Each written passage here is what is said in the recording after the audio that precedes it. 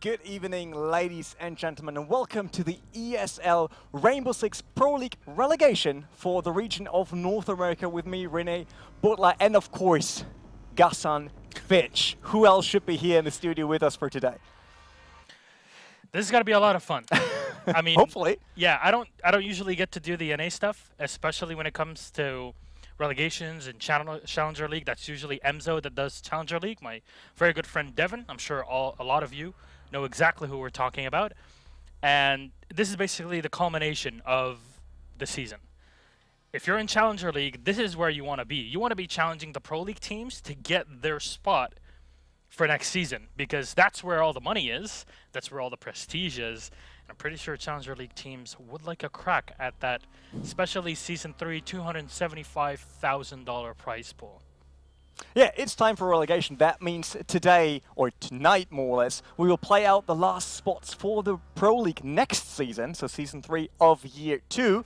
But before we do any of those games, we should have a quick look at who's actually playing tonight, who's with us from the Challenger Series, who's with us from the Pro League. So let's bring up the schedule for today, and we will start, of course, with a great matchup already. Yep, Omen Esports facing Core Impact, and it's going to be starting off in just a few minutes, followed by Onslaught versus Infamy. Now, this is going to be very interesting because Omen and Infamy are basically going to be defending the spots. So we'll see if the Pro League teams can keep in the challenge, they can keep in the Pro League, and really, if you win your match, the best of 3 obviously, so you win your match, you're in for Pro League, you've secured your spot. If you lose, well, at least you're going to be in Challenger League next season. It's going to be very difficult to claw your way back, and losing out on the next season, which is the biggest one yet, is not an easy thing to do at all as an org. What do you think when it comes to mindset? What will be easier? The one defending the spot and getting back in the league you come from, which is the highest one in Rainbow Six, or the challengers that work the whole year to get to the spot and finally have the chance? I think it's easier for the Pro League teams, but I don't want them to get into a mindset where, yeah, we're Pro League, yeah, we can beat anybody. Because should never go that way. Yeah, like in EU Pro League and EU Challenger League basically coming into Pro League for Season 2, we had Supremacy on Knights that made it, and they absolutely destroyed in the Challenger League, and then they went into Pro League, and now Supremacy are playing tomorrow for their spot at Atlanta Gamescom. So do not underestimate a Challenger League team.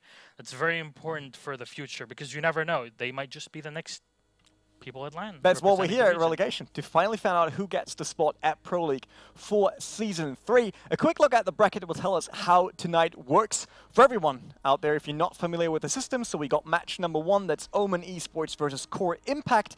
Winner is not going to any final, that's just qualified for Pro League right away. Same with match 2, Onslaught or Infamy. So we either have 2 Pro League teams staying in Pro League, we either have 2 challengers going up to Pro League, or we just mix it up.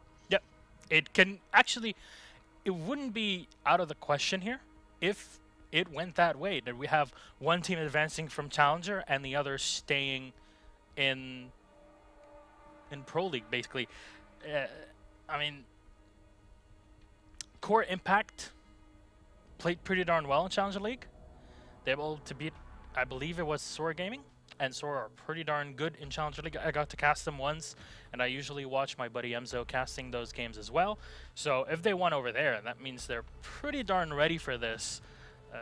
We'll have to see how the series pans out. It's going to be, again, dependent on the maps, and that's something that we'll be getting into shortly. I want to see what's going to be our battlefield for the night, because, hey, maybe that'll be the real difference between what makes or breaks our teams here today. Yeah, when it comes to momentum, of course, normally a challenger team should be the favorite in that way, because they come out of strong season in challenger, because that's why they got the spot for relegation. While the Pro League teams, they struggle in Season 2. That's how they ended up here with us tonight. So it's not like we don't welcome them. It's just they had a hard season for them. So when it comes to momentum, it should be the challenger team. But it's now, after all those games and challenges, you finally face your Pro League team, and it's down to just this one game. There's nothing else. If they win right now, if Core Impact wins match 1, they will just go through to Pro League. There's no other barrier, no step to take. They're done. Yeah, and it's got to be the real challenge for them. Can they keep the mindset of yes, we're still winning. Yes, let's continue that streak and make it into Pro League in our matchups here tonight. We will find out soon, but we'll also find out what maps we're playing. Yep. Of course, we got pick and ban phase as always. But before that, I totally forgot about that. I'm sorry, really. I was like, hype maps, I want to see in-game. Yeah, exactly. But before that, before we see anything of the in-game part, we should have a quick look who's actually playing in tonight's rosters for both of the teams. And we will start with Omen Esports, who they bring in. Dino Yellow, Cookies, Teamworks, and Judge. Let's see how things are going to pan out with Judge Dredd tonight with them. Oh, and I actually went far away from all the jokes about names. I was looking at this list like, no, you're not saying anything about Cookies or. Yeah, Dino Yellow Cookies. Yeah, he made a really bad joke here, Renee, before we started. That thankfully you don't have to listen to. Yeah, never actually watch our rehearsal show, please. Yeah, I don't think anybody should. But let's check out their opponents. Get that up on the screen, Reno. Thank you. Here we go. Core Impact with Yeti, Havoc, Dynasty, Tranks, and Temper. And I don't want to make another joke about that. No, I was just like, I look at him, it's like, should I actually do this? Temper, let's just say when it comes to language, we're pretty flexible nowadays. No problem. Yeah. We can totally live with that. Well, that's the rosters for both of the teams, Core Impact versus Omen Esports. Do you want to do any predictions before we even see a map? Any predictions? I mean, I don't know if Matt's going to be watching tonight, Matt Andrews. Yeah, hopefully he is. If he is, if you're out there, Matt, then I hope we got a coastline just for you. Because at Season 1 Pro League Finals, he just kept on, it's like, you know, I want coastline. I love watching coastline. I'm like, cross fingers, at least we get it once this week because I want it to be a happy boy. And I like a happy Matt. Matt Andrews happy. Yes. That's it. That's what we hear.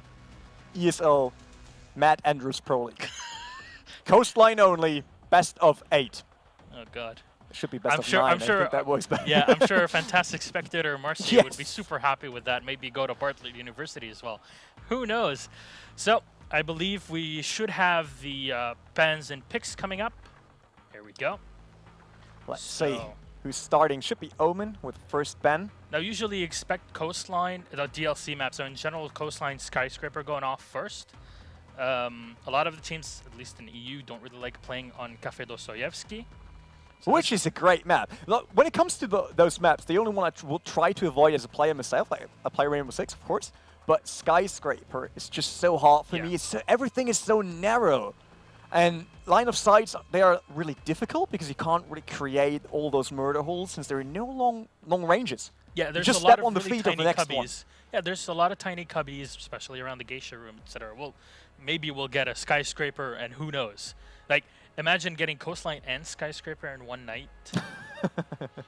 Don't jinx it now.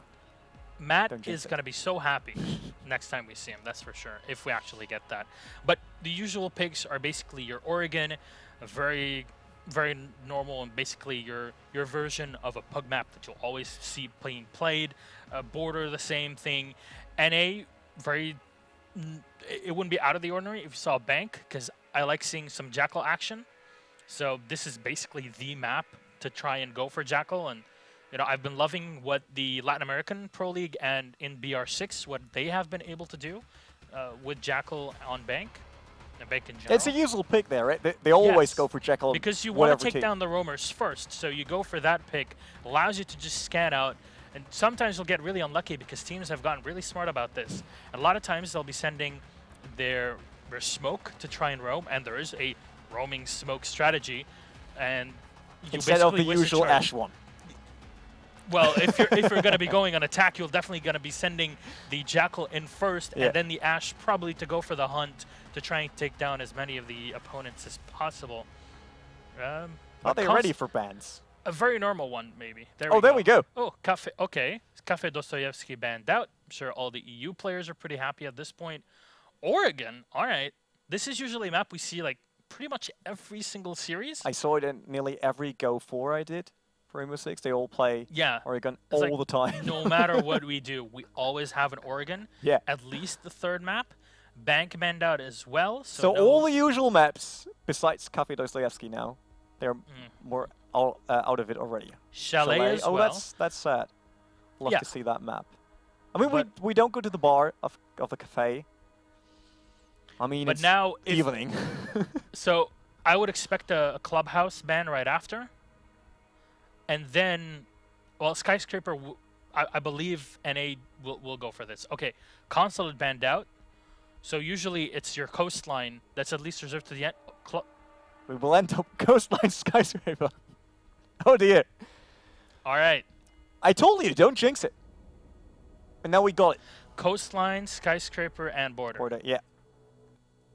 All right. So Matt, I hope you're happy tonight. I'm pretty sure our spectator is going to be very happy with this. So this is going to be very interesting, actually. I'm not sure what they can pull out in terms of strategies on this. It's just those maps are totally different. Like when you compare border to skyscraper, yeah, you can't adapt any of the strategies from border onto skyscraper. Yeah, because border you have long sight lines that you can really play around with, especially if you're defending armory. So, you know, you'll see defenders that are going to try and set up, reinforce the fountain room. They're going to reinforce, take control of CCTV. Very important part of that defense. In general, this doesn't work at all with skyscraper because it's a lot of repelling, a lot of taking control. And now I want to see who picked what, actually, because the starting map, okay, so coastline, that was core impact, and they're going to be starting on attack. All right. And Omen went for... Should I do this? Is it... Did they go for skyscraper? I want to say skyscraper.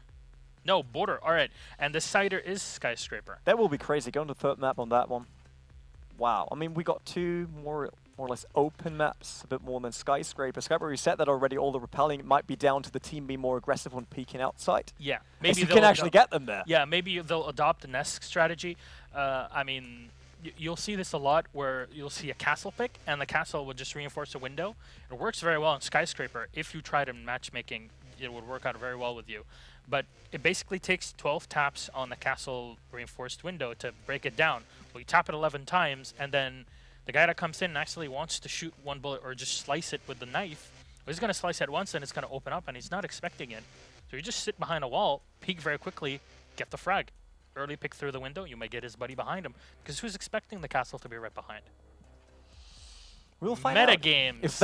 If they may be expected. I mean, that's why they go through the Pro League or stay at Pro League. Yeah. So it's not like they're not familiar with all the strategies. Especially, like, I can understand Castle Peak on Skyscraper due to not that many ways to actually get into the building. There are not many ways to create entrances. Yeah, you just can't funnel your opponents in even more. So it's like, oh, we have line of sight, we have a mirror wall, and we can definitely have like a Caveira with a Spas. We can have, which is not really going to be played in NA, at least as far as I know. This is not Latin America. They usually like to go for stuff like that.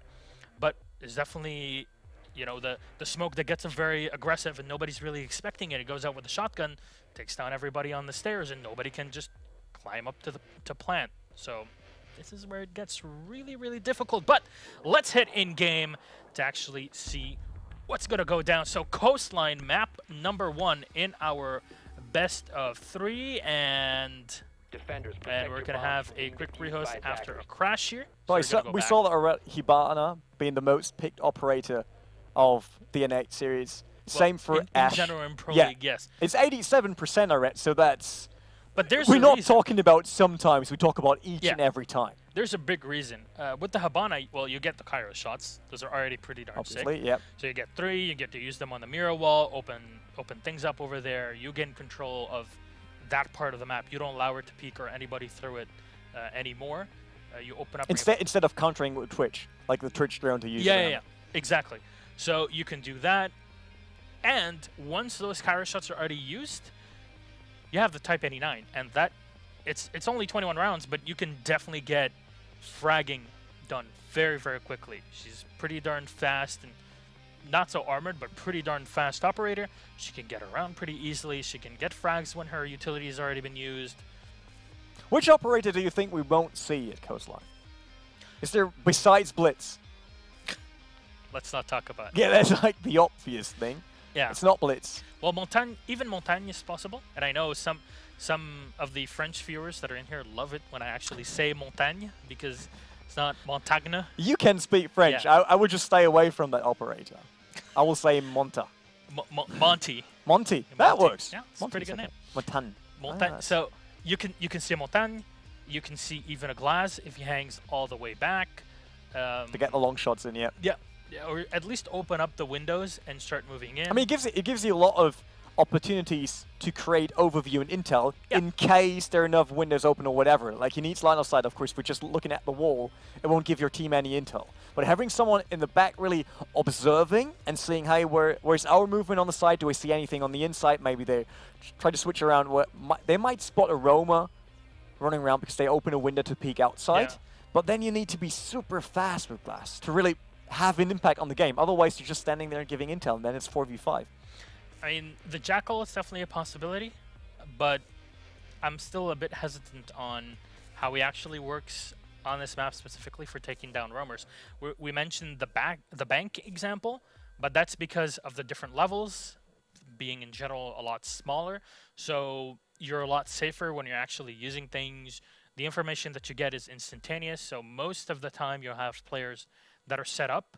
You'll have at least the Pro League, they're going to wait around for a second or two until the players are in a better position to maybe try and capitalize on a kill after they actually get the spot on the enemy operator.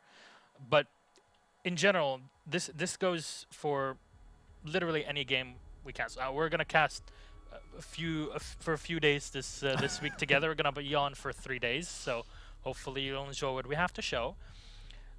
But now, and has been since the last Pro League season, kill the roamers, get on the site.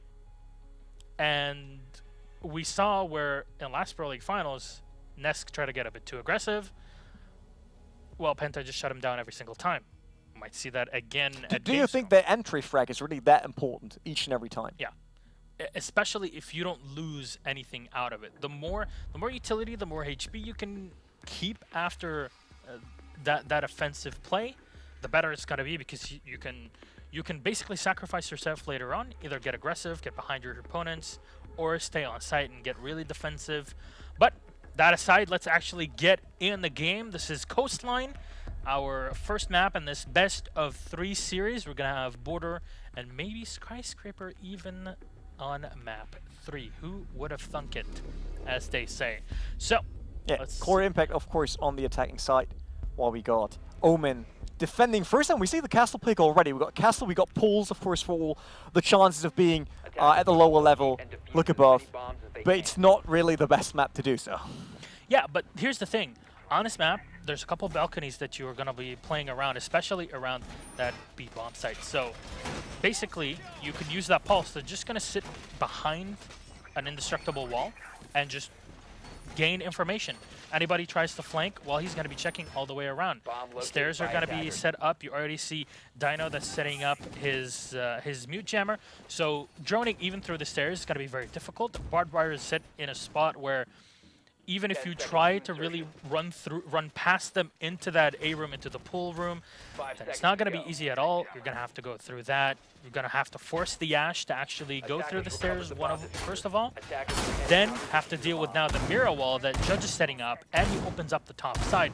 So he's going to have a very easy way of picking off anybody that is running through the stairs. This is a very pick-oriented setup here. Temper is just going to be setting up the Claymore behind here on the external pool, just making sure that nobody's going to get up behind him. Adding another layer of safety, of course, Blackbeard with another additional shield, and we know how important that shield on Blackbeard can be, especially in 1v1 situations. If they ever come down to that, because that's just round 1, nothing happened yet, everyone just checking setups, especially on the side of Core Impact, they just have to see what kind of setup they run, what kind of operators they use on specific parts of the map, since you can't just go everywhere with Castle, for example. You can't reinforce the whole map. That's not how it works. We know already that they got the jammers against the drone. It will be soon spotted by Buck as well, that you can't really move up the stairs. So Ash now with the first grenade. Yep, through. ADS is already right behind them, so should have basically waited for Yeti to get in a better position, throw his flashbangs in first, take down the ADS, there we go, and now he's going to be clear to throw in the frag nade. Might just get a bit of damage done on the Judge. Now it's going to bounce right in front of him. And Judge is in a good position if he does not get spotted by that drone, but it's too late. He got spotted already by Buck. Buck also knows that there is a gem in here. The first shot's going down at the objective here around B bomb side. Of course, who got the diffuser? That's a thermite. Usually he's going to be carrying it, and he's going all the way around. So basically, they're spread out with a Buck, a Blackbeard, and a thermite hanging on the building, propelling over it. And the thermite's just going to be watching their back. The Blackbeard is trying to find that early pick. If not, he wants to get a pin movement with the Buck. But the Buck's going to be moving around with the thermite, and the Ash is going to try to run in. Now, Yellow's ready. Flashback is going to get thrown in just to be sure that there's no ADS behind. Yellow drops to the floor, and he's ready to go for a quick peek. Judge, though, already getting one kill. Oh, and unfortunately, Yellow can't.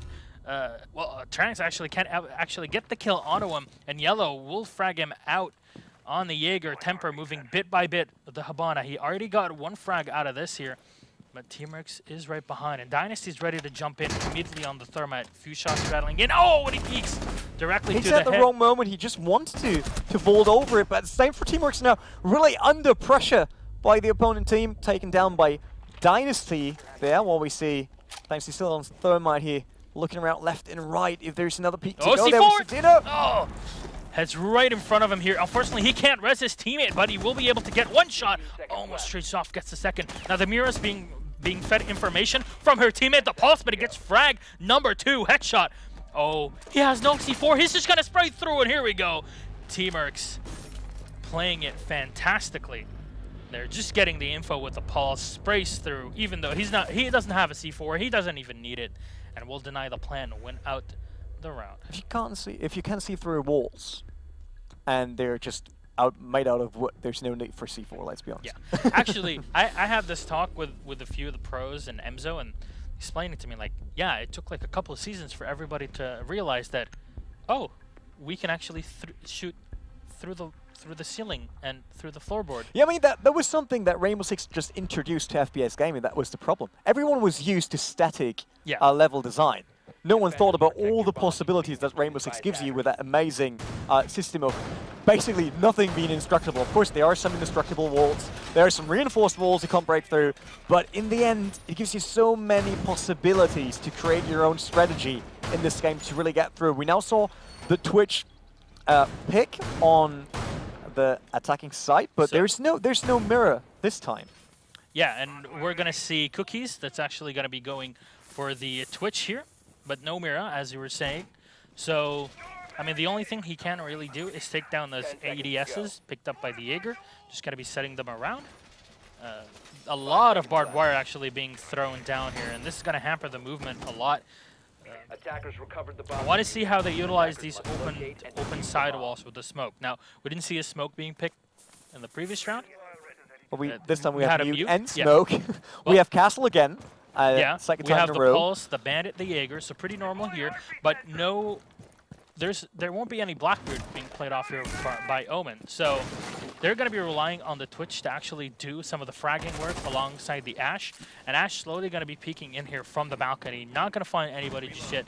Basically, let's gain map control and then try to move into them bit by bit. But you need that entry frag. Yeah, Havoc roaming around here trying to get the first shot. There are so many people behind that window. So you saw Dino just vaulting into the room, but no chance to get the quick kill here. He might move and sees Yellow.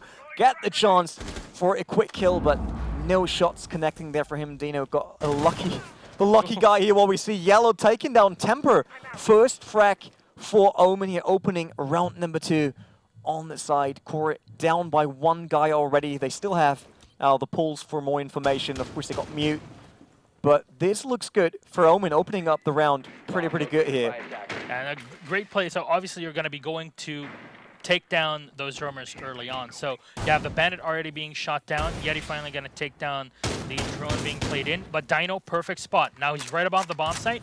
And all he's got to do from the billiard room is just shoot through the lower floorboard. You have your skeleton key shoddy, and you just spray through. If you can find the frag on the the smoke early on. And here we Oh, go. there he's missing. Oh my god. You see, he didn't even spot him. He saw Havoc, which is great because Havoc would have easily get him. But he totally overlooked the guy down low there.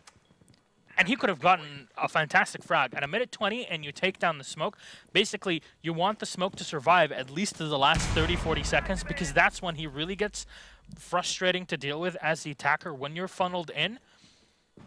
But here, he's just going to stay alive and really no damage has been done. Except it was first wreck for Omen. Since then, they really tried to lower the pace once again. I mean, they missed the shot there. No problem. Dino now looking around Dynasty. On the left, there's Trunks going down to yellow.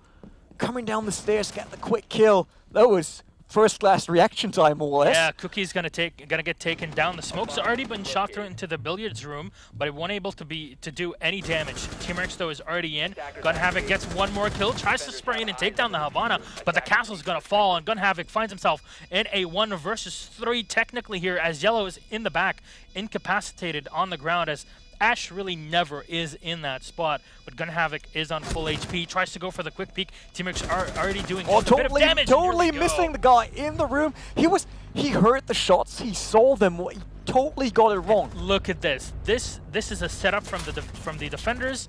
Well, if you're on the retake, it just gets exponentially more difficult because They created the line of sight, they had the vision at the objective, and he had 2 against him. But the only problem I saw was that he went clearly for that corner, totally predicting those shots wrong. He saw the previous shots, like all the pre-firing, but he got it wrong. He thought it has to be the corner, totally missing the guy on the objective.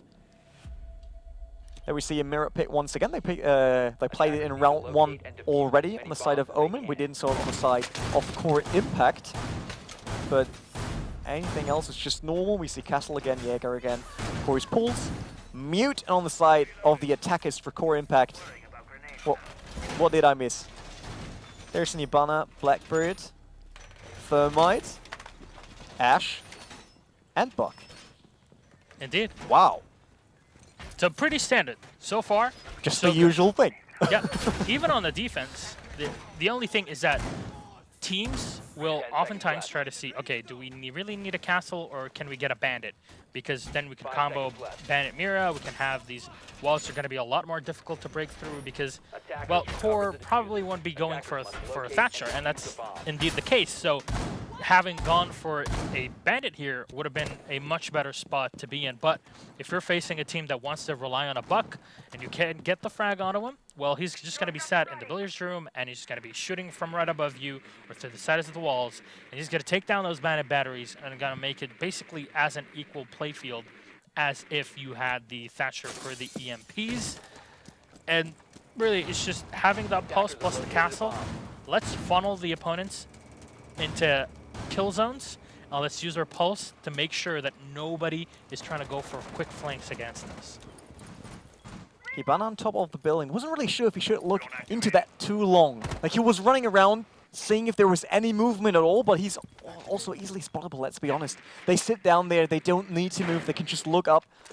Yeti with the quick spot on his drone, playing Blackbeard here once again, of course with the shield on it, saving that headshot that might get you before you've noticed that someone was peeking around the corner. So Blackbeard has that advantage there.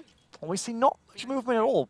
The previous rounds, we had the first wreck way earlier into the round. Yeah. It was basically like opening up with a kill right after and then slowing down, have a look, do they change their move around? And this is the interesting part because they have the pulse actually sticking below. Finally, the Blackbeard's going to get some help from the Thermite, who's just going to be running in and go for a very quick plant. Dynasty with a plant of the diffuser, already 125 still on the clock. It's Yeti waiting on the outside. Dino gets the kill. Great, beautiful headshot, double kill for him from the outside with Blackbird here, repelling from the roof. Double kill. Oh, the Claymore, perfect! Temper gets the kill on a Cookies, and now they're just gonna sit back. Okay, your Mira, you can basically counter the Blackbeard by just spraying down. But oh, Jaeger goes down. Yellow has no chance against Havoc. Oh, it's Dynasty getting the kill there. Dynasty gets the kill on a Yellow, so leaves the Mira all on her own. She's going to get sandwiched from everywhere, and here we go. Judge. Every single angle was actually firing it. Yes. And there was no chance To defend, we saw those clutch moments. They happened in Rainbow Six, but that was just too much to pull off. That was a rush plant, basically. Strategy is get on the side as quickly as possible, get that diffuser down, and then let's just try to go for defense. The problem is they weren't able to go for the pick on the Thermite. Unfortunately, they had the Pulse and the Jaeger, excuse me, that they were set on the other side of the map. So it's going to take them a while to rotate back, at least into a lower room where they can get the info.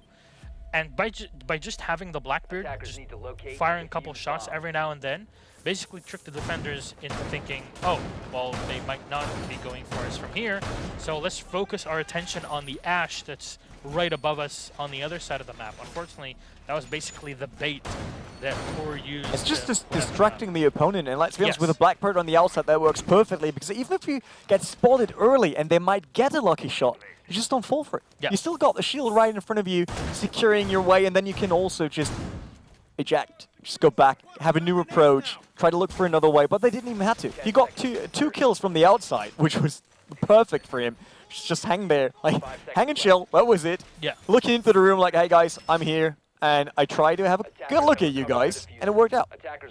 So, should be seeing a buck, there you go.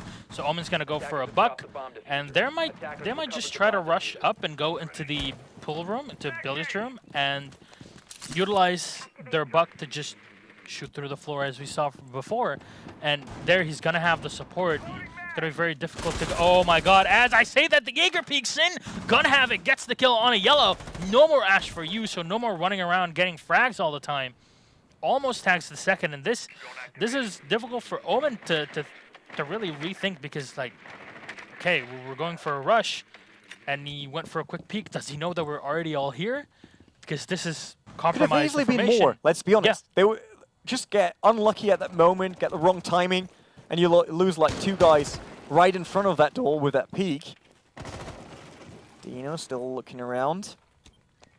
He does have close already. Yeah, he does have the drone right in front of him, so he had his teammate basically circling in and actually trying to find Havoc is waiting down there. Look at Havoc. And he's got temper as well. So basically, they want to lock down anybody that's trying to rotate from above them, but maybe that. Okay, here we go. Dino is just going to run away. Diffuser's going to be set back so they can just focus on actually cleaning up the roamers before they try to move in. Those roamers are way too far away, though, and we might end up in a spot where we don't even have to care about them. But here we go. Dino's going to get shot down. A nice done C4 getting thrown in by the Pulse as he gets the frag onto him. Temper not sure what to do here as Teamworks is right behind him. Yempy's already going to get thrown in from Judge. Both waiting for that one pixel, giving away position of the opponent to get that kill. Finally done. But Omen Esports, they're down by 2 already. I mean, currently they're leading this map, but being down by 2 guys into the round, it's not really how you want to start on the attacking side. Yeah, and especially losing that buck in the Ash. They lose a lot of intel as well. Look at this. They're trying to work the drones. Here we go. Teamworks Trump gets Temper there. Well, they had shut. But this is a very good timing, actually. They forced the smoke to pop at 50 seconds, which means it kind of is a premature smoke from the smoke from Core Impact. So this is a pretty good spot to be in if you're Omen, but still, you're still a man down, and that Pulse is still alive. The smoke can still throw out his grenades. They start to run out of time. They got 26 seconds on the clock. Cookie's still on the outside as well. Hasn't been able to look onto the objective. Do you see Tranks there? But there's no clean look. He thought he got the line of sight for that. There's no way. Judge coming around the corner now, trying to help his teammate.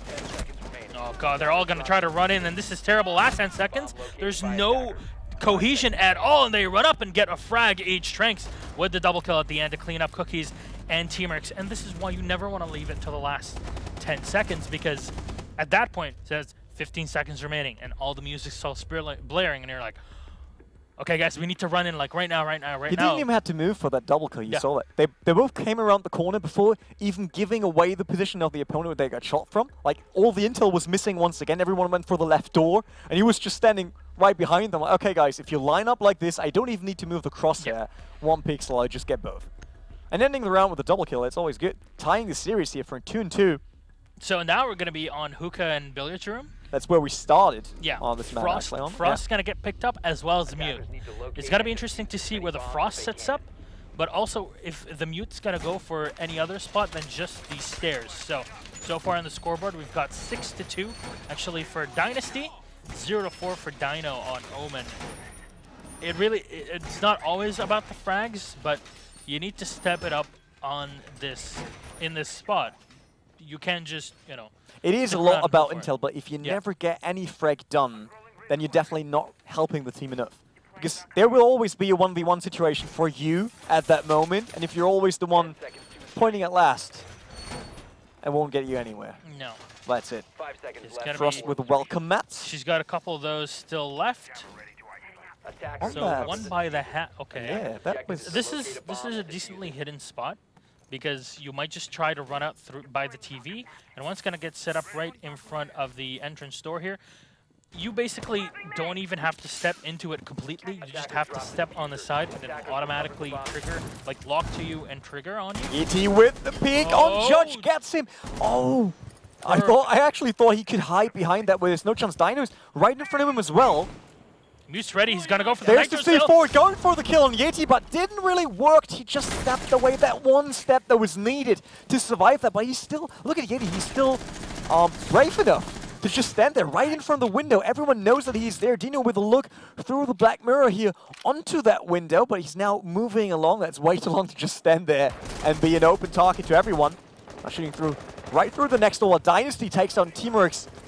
So Omen down by 1 to start off this round again, but this time on the defensive side. They started being down by 2 on attackers, now they're down by 1 on defense. So we'll see how they move up on here, but already the frag grenade that was thrown in by the Buck will destroy whatever was ready there from the oh, Frost. you saw that? Dino was there. Wanted to go for the peak, but they still have Yeti right behind. They have a Nitro Cell that can go for it, or here we go, he's gonna deny the plant. Oh no, right next to it! Oh my god, Cookies has to be hating himself right now. Yellow gets 1 kill and Dino will refrag, but right now, traded by both teams, but that was a chance they missed there. They had the diffuser down. It was easy for him. He spotted him with poles, but no kill. That really hurts. Yeah, if you've gotten the kill, the diffuser would have been already dropped on the floor, and you can just stay there. You don't even have to stay right below it. Still right in front of the door. Dino tries to get the look outside the window and then falls to Blackbird with a Desert Eagle. He's like, I can do that with that as well. They talk about with his 1 taps. Yeah. Oh, there Wrong we game. go. Wonderful 1 dig at the end to clean up the round, and you know this is 3-2 for Core. The Challenger team. The Challenger team. So as a Challenger League caster myself, I'm like, oh boy, is this gonna happen? So this is he's all sweating. You can't see that, but he's sweating already. Yeah. Yeah, but you know, Mom Spaghetti and all that. Yeah, but you know, when we go over to Europe, there's a German team in there. I mean, I can go full German then. Oh god. With my revenge being on the lineup. Oh god, it's gonna be terrible then. He's gonna go full fanboy. We see a Rook finally get the armor vests. Yeah, and basically the best reason why you're gonna have that Rook is just to quote unquote delete the grenade damage, just have it not kill you instantly, just so you have that resistance with the armor. But I mean, so far those grenades haven't really been able to do much. See how they actually use the Rook, where they set him up. Yeti's just gonna be staying on the site here. Again, this is a theater. What's interesting to see, sorry, I just spotted that. Since on the last round, we had 2 approaches basically to turn around the game with a C4. Yeah. But it was way too late every time. Wrong positioning, too late, not the right timing. Normally I would say C4 kills, you know, they're the easy ones. They were so close to each other, like that pulse miss. Right next that was one of the, more or less the clutch moment for this game, because it could have changed the whole round. He was still underneath them, right underneath the diffuser. He wasn't moving. This is a perfect spot for you to be in, but unfortunately wasn't able to hit it. So can happen. At least we got a good game on our hands. Yep. So far, our Challenger League team leading the way by just 1 round. Yellow's just going to try to run around here, open up the first first of these boarded up walls, not going to find much. And this is something that should always be done by all players. If you're droning, always have your teammate watch your back. You never know. We've seen it so many times where have 1 or 2 players droning at the same time, nobody's watching their back, they get rushed in, taking out both of them. Easy peasy frags. Not a good spot to be in, but Teamworks is going to be walking in here bit by bit in the southern hallway, making his way onto the sites, and Gun Havoc is on the opposing end here. It's just going to be spawning out Yellow that just fires a few rounds into the front door. Not going to get much out of it. Well, here we go. Yellow gave away his position with those shots, so Havoc should be aware of it. Had the clean look, but no shots at all, so nothing to connect there. Tempo moving around now. Everyone tries to restructure their defensive here. Obviously, Teamworks getting closer to the objective. They're opening up the wall. Another drone approach.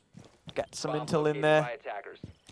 Found the objective. I mean, I was pretty sure they knew the objective before. Yeah, at this point, yes.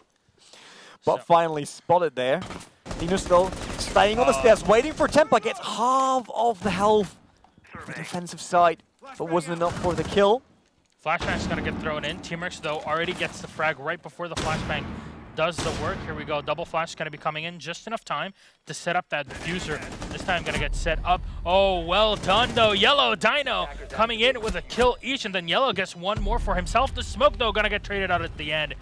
And the Ash Habana run around and get the final frags. Omen Beautiful shared frags. Themselves. Yeah. That's it. Like, the whole team was part of that round. The problem was that smoke at the end that was thrown in to try and deny the bomb plant was right next to where the Habana was actually planting. So, again, a bit of a miscalculation on the throw of the nade there, unlike what we had before with the C4. Finally, we're actually going to see a Valkyrie to try and roam around. Her face does indeed look much better now compared to the olden days. After the patch, yep. Yeah, after the retexture I read so much about that, and I was like, it's great nowadays in gaming and esports that we can even just argue about a phase of an operator. Yeah. Back in the past, that was just pixeling. You can't see anything. It was like 3 polygons back in the yeah. day. Like, yeah, that could be a phase. Could also be a bot. Who knows? But yeah, nowadays, you can clearly spot that as a phase. Really love that. But brings in some additional Somebody's cameras. played a bit too much Tomb Raider in back in the day. Tomb Raider, that was a game. Yeah, so Man. Teamworks, let's see where he's going to actually set up his black eye. So one in the VIP lounge, and going to spot, there we go, spots the drone from the Blackbeard, takes it out, and they're going to just throw one right along the outside. Yeah, just to be sure at the end there. Cam's going to be out, put that window back in, and they won't really know what's going on just yet. I don't think they're really expecting the Val, but we were saying before, the biggest problem was the information, but also the communication. It's you can kind of see it. They didn't connect. Like, they had all the ingredients to turn this into a win, but the parts didn't connect. And maybe now, by having both the Val and the Pulse, you'll get just enough information that you can maybe, you know, try to claw your way into you it. sacrifice power for all that information. Yeah, the MPX is still pretty darn good SMG if you want to play out with it, but you definitely are sacrificing some of that firepower, say. And range. That's the only thing I worry about this current setup, if that is enough range. If they go for so many murder holes. You rely a lot on the Jaeger, basically, at this point, because he's the only one that has that medium-long range potential, like easier potential with the 416. There you go, double nade's gonna get thrown in by the... Oh, Dino waiting for the first kill, but gets the, I think... Just a bit of a tag. One bullet basically hit through the wall, and that's all the damage that's done. But this is perfect. They actually bait out the first smoke from the smoke. And now he's going to lose one of the canisters at 1 minute 50. Tranks might fall to Yellow. Great headshot coming around crouching. The corner, but Yellow says no. Denies entry there. Gets the quick headshot. While Havoc is still waiting for his first one. Gets Dino, gets the look. But no way to get the kill early here. Has to back off once again. And one more remote gas nade's got to be left on the smoke with 1:20 remaining. Basically, Core Impact are baiting everything out of Omen here. We're tied 3-3, so Yellow getting one more frag of his own. This is a perfect spot to be in if you're Omen for the defense. They're getting picked up. They lose the Blackbeard, high impact frag. The Ash, you're going to have your attacking roamer, quote unquote, now being taken out. You're going to force Thermite to actually get into a fragging position, and that's not really what you want him to do. Here we go. Buck peeks in, takes down the smoke. Not that he wasn't really doing much at this point. Val's going to get shot down, but not before Cookies gets the C4 on a Dynasty. And now it's all up to the Hibana versus the Pulse versus a Mira and a Jaeger. And look where she is. Going to have to jump down here, Temper. If she gets on the back of Jaeger, that could still be a possible. And there it is. Temper takes down Yellow, so Jaeger's out of the way, but it's Pulse and Mira. The Pulse will be the problem because you never know where he is. He does not have to be part of that object room. He can sit underneath, he can sit around the corner. You never know. Oh my god, Temper, he does it down to a 1v1 now. Temper has the chance to turn this round around here. No Nitrocell on our Pulse here, so he's gonna plant on the bed. This is basically impossible to shoot through. Cookies understands this, has to run all the way around. And now with the Bearing 9 in hand, the Hibana has taken quite a bit of damage, but if he can get right up behind him here. He moved so fast, he might come around the corner just when Temper looks in the other direction. But Temper takes down Cookies, 3v1. 1 HP, are you kidding me? Temper peeks in with 1 HP left, just sprays right onto him. The quick dodge to take down the Pulse. He had no time to open up his camera at that point.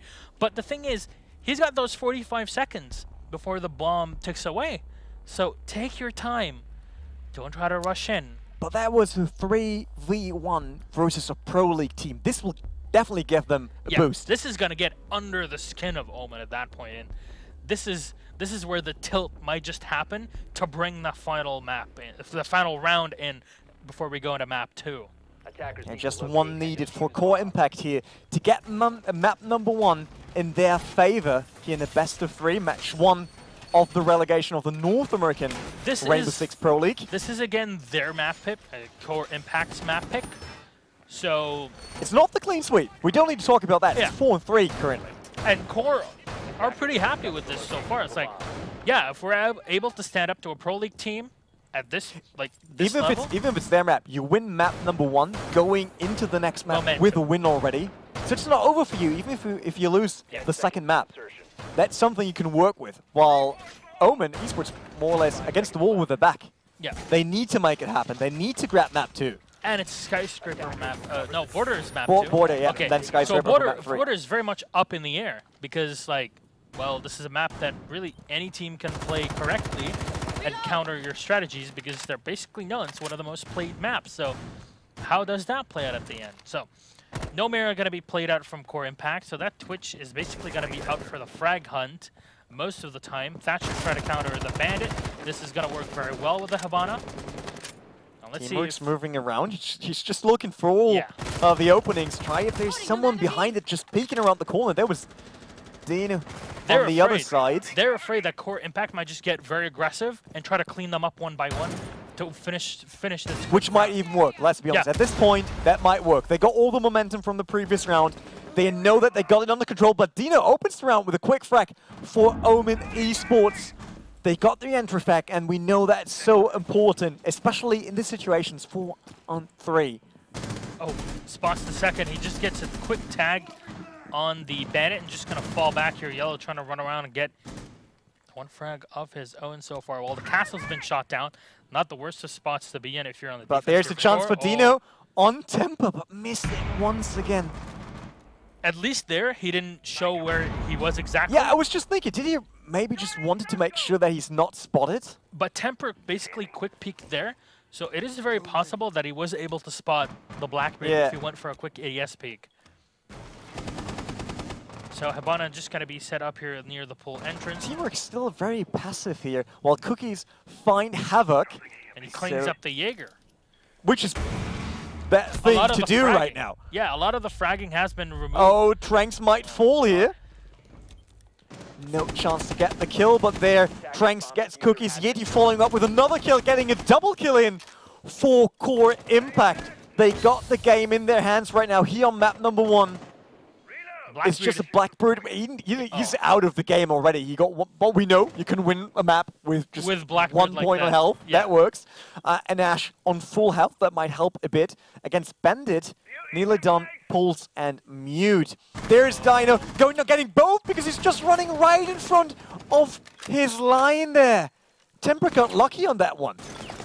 And this is a terrible spot. They both peek in at the same time.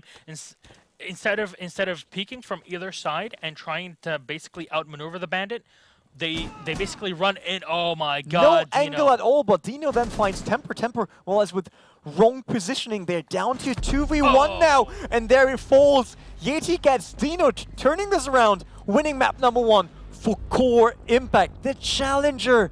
But he's been here. The challenger team leading in our first match of the relegation for the North American Pro League. 5-3, not too shabby. This is again their map pick, but this is great. Now, the challenge is, can they carry the momentum to a map 2 win, or is it going to be a slugfest to get to map 3? You see 8-4 on Yeti, 2-7 unfortunately for Judge. Not the best spot to be in indeed. So map number 2, that's going to be Border, and that's one of them. So if you count the maps that are basically played a lot, you'll see Oregon, you'll see Border, and maybe you'll see the highlights that we're going to bring up in just a sec here on the screen. There we go for our first map. This was the peak here to take down the Blackbeard, is try to get in from the external balcony. Wasn't really able to get much out of it. That kill was so amazing, just froze right away. Yeah. That's it. That's how cool that kill was. Yes, there we go. Just freezing everything. But the important part of this first map was that the only highlight moments when it comes to clutch plays was on the side of Core Impact. Yeah. Every time it was counting for them, they delivered. They went in there, even if it was 3v1, that was Temper making it possible, keeping the game alive for them. It's just something I miss from Omen Esports right now. There is no clutch moment for them, really showing that they can turn around the game with only 1 or 2 people left. It was a double kill by Yeti here. This was a fantastic one, though. They rushed in, he got the kill very quickly, Gun Havoc.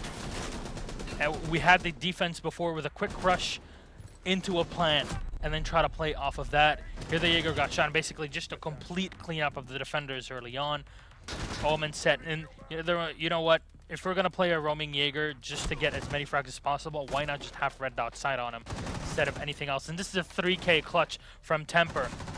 That was a fantastic clutch, and here, unfortunately, the quick rush.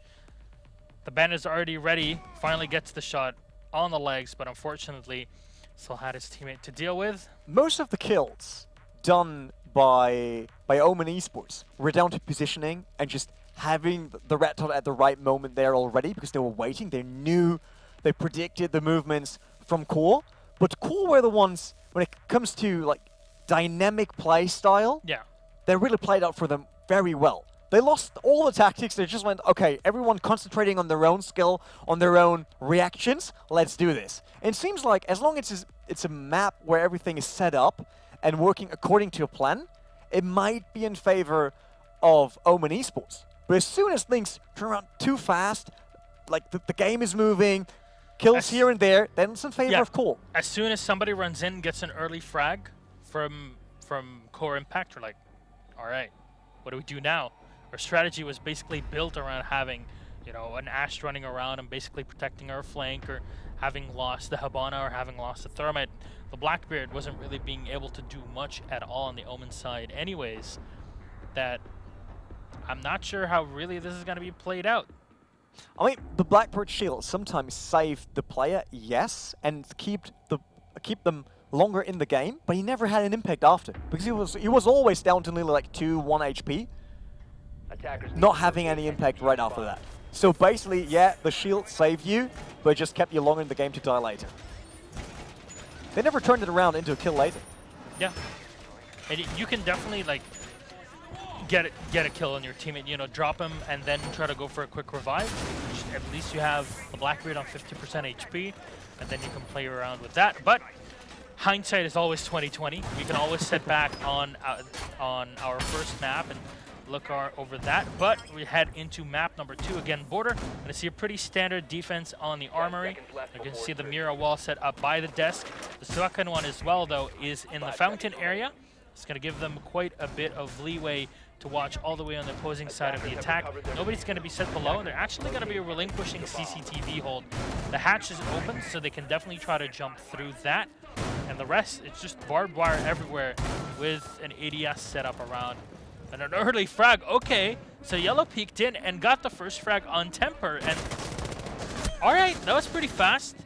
This Opening is really up this round way faster than what we saw on map number. Havoc might fall to Yellow. Yellow missing the shots there right through the window. He knows there is someone behind that, moving around really, really quick. He does not want to be in that same lineup side as he was before to fall off here, but it's Core Impact being down by 1 already. They lost Bandit early in this round, while Omen Esports is still strong with a 5-man team. Opening the hatch here for the Ash. There was Tranks. Now, the Pulse usually should know what's going on here. He normally will be looking into CCTV, and this is why you don't see anybody from the defense set inside of CCTV, because they can just lie on the Pulse below. But Tranks is too busy trying to take down the drone there. He gets a quick peek, gets a bullet right into Yellow, but unable to really finish him off. You see, even the Pulse is fairly low on HP himself, so can't get too aggressive. This is a very nice opening, but this is Red. Gun Havoc knows exactly what's going on, but he's not going to go for the quick peek. He knows that that side has already been opened, but there's no reason for him to do that. Gonna wait, probably run around for the flank. Yeah, still Core Impact waiting for the first kill here on map number 1. They got map number 1 in their pockets already. That's fine for them, so they can get more relaxed here into map 2, but of course they don't want to give it away. I'm not sure about the second. Oh, Dino opening up against Havoc once again. Another kill for Omen, really starting strong on their own map. There we go.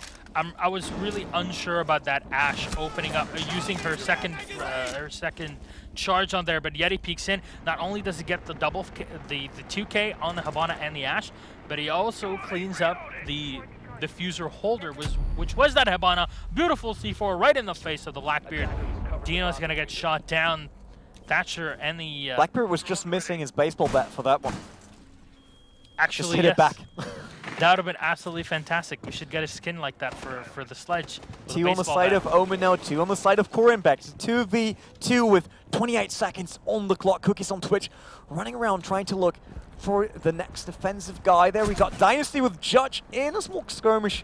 Judge not really sure where the shot was coming from. The biggest problem is the door is still barbed wired, and the Ash wasn't able to take that out before they rushed in. And here we go, Tranks and Dynasty just clean up the last 2 kills.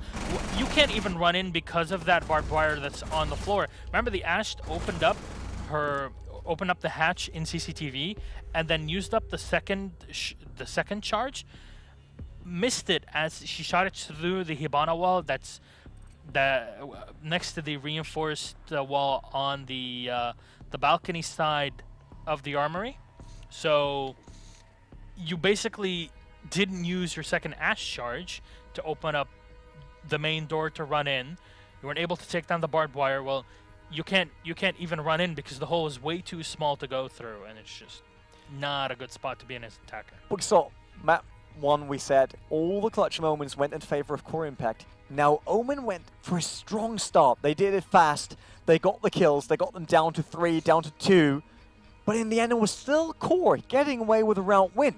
Like, this is really going hard on the Pro League team right now. Because even if they have a favorable position, get the early kills, they're not yet able to win the round. You saw the biggest problem there is that they ended up having the Ash and the Hibana, who both contributed to those early frags, just run out on the balcony, and the smoke's like, there's nobody there. It locked out more or less of the gate.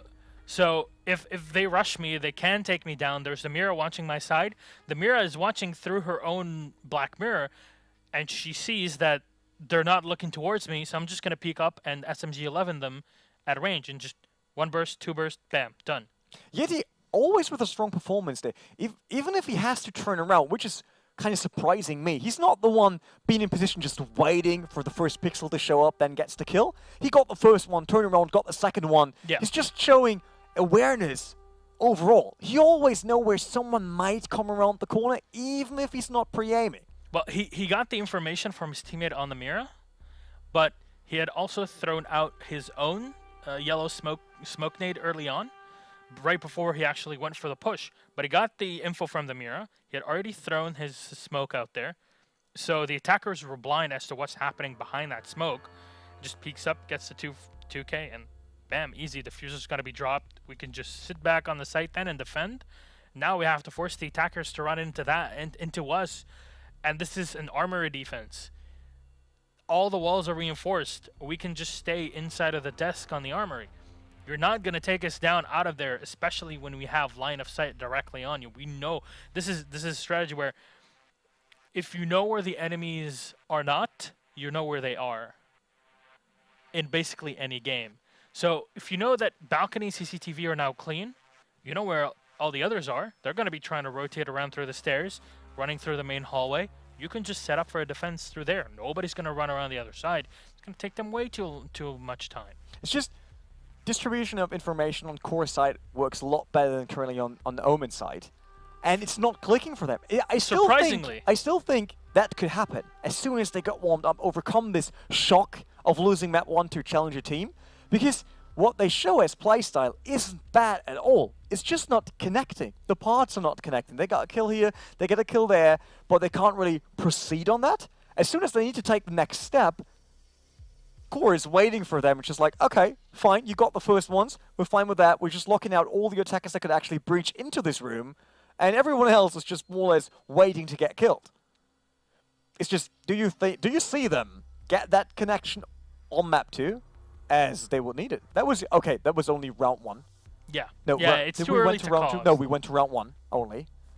So that it's nothing they happened yet on map 2. Serious, yeah. Yes, but do you see them overcoming that negative momentum right now that early on the map, especially with Core showing them once again, hey, you get the early frags, but we don't care. We still got everything under control because they didn't panic. Yeah. They didn't change positions. They didn't went for a new approach, setting up a new defensive. They just said, no, we believe in the structure we set up. We'll just play it like that. Worked. The problem right now we're currently trying to rehost the lobby for anybody that's asking, like, where are we on here? Just to let you know. Just get some camera time. Yeah. Yeah. It's part of the job, let's just say. So, Omen, if I'm them right now, I'm thinking, okay, we have to rehost, so let's actually calm down. Yeah. Let's talk about this. What's going on? We've lost the first map. Okay, 5-3, kind of tight. It's okay. The rounds don't tell the entire story. In the early phase of map 1, they were up to the same level. Yes, until that 7th round when it started, and then it's like, whoa, okay, what's going on here? They couldn't take the break then. Now it's time to get things back in order, to get that mindset back in, because you're like, okay, we lost map 1 versus Challenger League team. Not that there's anything wrong with that. Challenger, it's still strong. I don't want to point out that. A lot of people will say, oh, you know, hey, they always downplay Challenger League. No, especially coming from a Challenger League caster. Tell you, Challenger League teams, especially in the EU, are super good. I think that's up to them having more freedom to test out new stuff. Yes. While the Pro League team always go for the same, like, there's a proven strategy, play that until we get done with it. But maybe as the Challenger League team, you might be adopting the, well, this is David versus Goliath, even though it's kind of not. But this is the mindset, you know, David versus Goliath.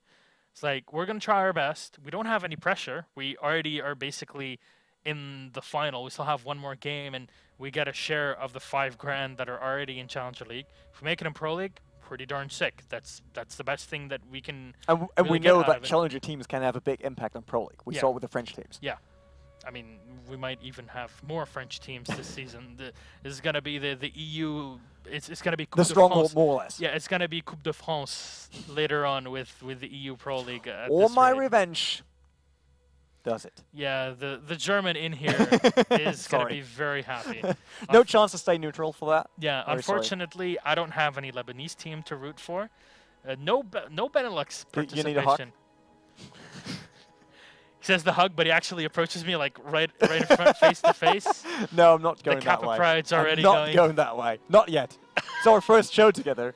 We might get there. Maybe by Thursday. Day. Yeah, I mean, we got the whole week together here in Katowice, so... We've got tonight. Tomorrow we have... We only got tonight, guys.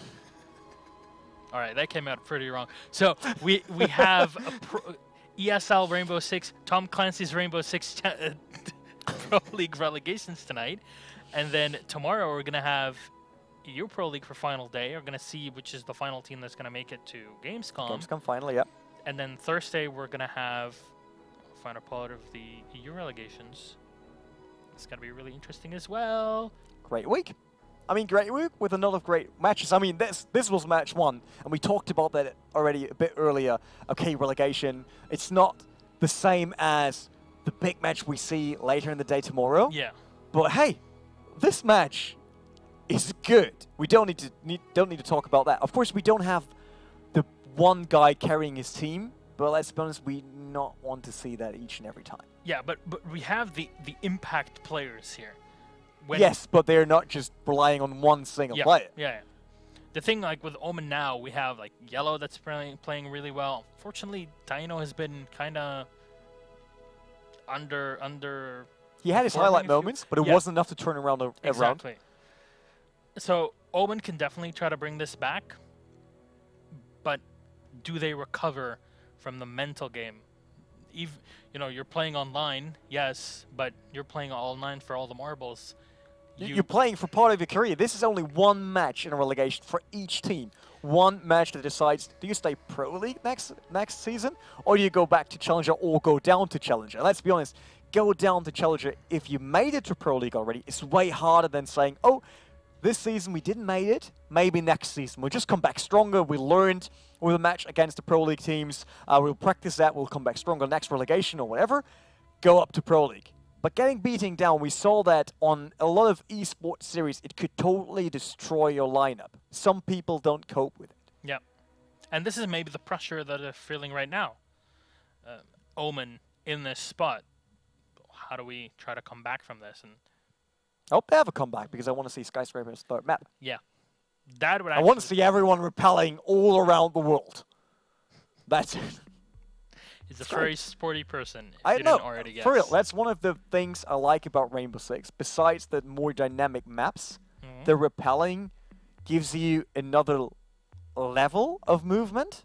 Even if it's only, of course, it's up and down, left and right, and you're a bit limited by the map where you can repel. But still, it's not like I look outside of the window and there are only 3 spots where someone could be. Lower level, upper level, might be around the corner. No, they could be everywhere in between, especially on Skyscraper when they shoot through the windows. So I like that depth they created with repelling. And Skyscraper is one of those maps where you could do that like every single wall. Even if it's a bit hard sometimes, at least for me, to find those repelling positions, since you have to get the roof and all that stuff, right? I remember when... Sometimes I'm struggling, I'm honest. Yeah, I remember when Skyscraper was out, and I played a bit on the map. When the DLC was actually released, I'm like... Release day was awful. Like... Because everyone was like... How does this work again? That was great. I played by that. It was really great. Yeah. But that's the cool thing about new maps each and every time. You see... Okay, when you go for ranked matches, then you might run in a team where everyone got way more experience on that map than you have, or your team have. But if everyone is going on for a new map, it's just like, hey, try out something new, let's show what we can do. This was the thing with Coastline, actually, in Year 2 Season 1. Coastline had just come out, and everybody's like, how do we play Coastline? A lot of teams, including Penta, including Enso, back then Sisu, just wouldn't play it. But now, bit by bit, yeah, really, NA teams and even Latin American teams had this thing where somebody would always ban Coastline. But is there a region that adapts to changes of the meta, like maps, operators the fastest? Like, in your opinion? From what I've seen... I know that you would like to go for Latin America, right? Yeah, I'm a bit of a fanboy. I mean... That's fine. I've been casting some of these players for like 4 years now. some of the players in Latin America, and I know what they can bring, and I know how good they are at adapting. So like now with BRK x Black Dragons, had the changes. We saw them the grand final last time. They had a change with Julio coming in to play on the team, and I think he adds a lot of very good strategy and fragging ability on the team, which is what they lacked. They had Nesk, who's a god, but they didn't have somebody else to play the role with him, because you basically put everything on the star player. Whereas in the EU, we had Penta. Penta is considered the team that can adapt out of the game, into the game. Whatever you throw at them, they have a bit of a set plan starting off, but they just look out for information. As soon as they get that first bit of info, relay directly to their team captain, Fabian, is like, okay, we do this. They have complete trust in one another, and this is the thing, you know, you want to play professionally. If you're a team captain, if you're an in-game leader, you need to trust in your players. You need to know how they are mentally, but also, you know, spend time, play games with them, just have some fun, because you need to understand their mentality as well outside of the game. Because when you're in-game in that heated moment, you kind of have to give some people their own space, and to know that you have to spend. And not lead them for each and every step. Yeah, because they might not be sometimes as good as they could. You have to be 100% believing in your teammate that if he's doing this and he wants to do this, that I know that he can do it really well, so I can rely on him doing his job correctly. So me as an in-game leader, I can just do my thing, coordinate, gain info, and I can rely on my teammates reacting correctly, or at least execution on their side. That's exactly. It. Yeah. You know the execution is going to happen. All you need to do is relay the info correctly. But at least I got the feeling, in general in esports, there became a thing to pressure your team too much with strats and how you want to play it out due to, let's be honest, I'm part of esports and the whole gaming world for more than 15 years now. I played... He's like a grandpa at this point. I don't look that old, but if you see all the grey hair here, then you can tell I'm a bit older than I actually look like. And I played on, you know, as well as you did, on LAN cafes. Yes. The beginning of the internet. Yeah, we had those. We had that talk today. And back then it was more testing things out, giving freedom to players, because there was no YouTube, there was no Twitch where you look up all the strats from someone else. You had to play them yourself and find out. And nowadays everyone comes into a team like, we do this because I saw it and it worked last grand final. I saw it. I saw King George or Shate doing it on stream, and we should definitely be doing it in our games. But we're finally in. Let's get this show on the road. Back in, so round number one. Still match number one. It's still Omen Esports versus Core Impact here in the relegation for North America and the Pro League. And we see the usual picks once again. I don't see anyone besides Val here, but since we switched the map, she was played once. Yes. On map one. But this is a map that works very well with Valkyrie, just because of the way that she can run around. And there's a lot of places on border where those black mirrors or the black cams basically can be set up in a very good spot. That way you can basically force your opponents to run in through the balcony. You have a you know, you can as well use some of the outside poles to throw down a cam or two on them. It's very good for the setup, but setup here is going to be pretty standard for having a mirror on the team, so we're going to see the fountain area being reinforced. Judge will probably be setting up one of his black mirrors over there. At least one of them is going to be set in here in the desk area of the armory. So this way, it's the same setup that we saw on round one. Previously, teams used to set that that black mirror on the entrance wall inside of the armory here, the reinforced wall. No longer the case. They basically want to force their opponents to use their own charges. They don't need the info on them. They want to force the charges to be used from the attackers, and then just basically tell them, okay, well, you want to run in where we have our black mirror. We can see you even when you're on the outside, and if you rush in, we can tap it. We can go for the frag. We're already going to have somebody that's behind the lockers. So there's so many things that we can beat you out for. That there's no reason for us to just have a black mirror that's just set right in front of you. Every charge you take away until they get to the objective is the thing you want to do. Yeah. You want to force the utility to be used as early as possible. See that the attackers doing with when they're playing against the smoke, but we also see it with defenders that want to bait out Hibana charges with certain... Dino here with the intel on Yeti. He saw him already. There might be a quick peek. There's the charge going down for core impact here on the attack side. But still Dino with all the intel available. He got Yeti, he saw Dynasty. I'm pretty sure he saw both, actually, before anything was happening. And he got Teamworks on his side to cover him up. Yeti not sure yet. I don't even know if they saw the mirror on the side of core right now. While Dynasty gets a bit closer.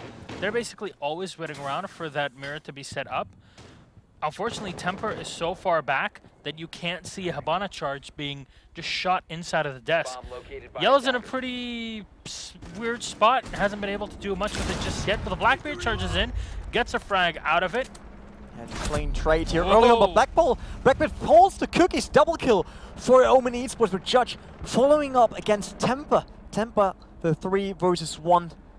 Can't forget about that one because that was our biggest highlight so far on this matchup. But now he falls to the Omen Esports here. They're leading once again, and they did that on round number 1 as well. It's a 2v4, but is that enough this time?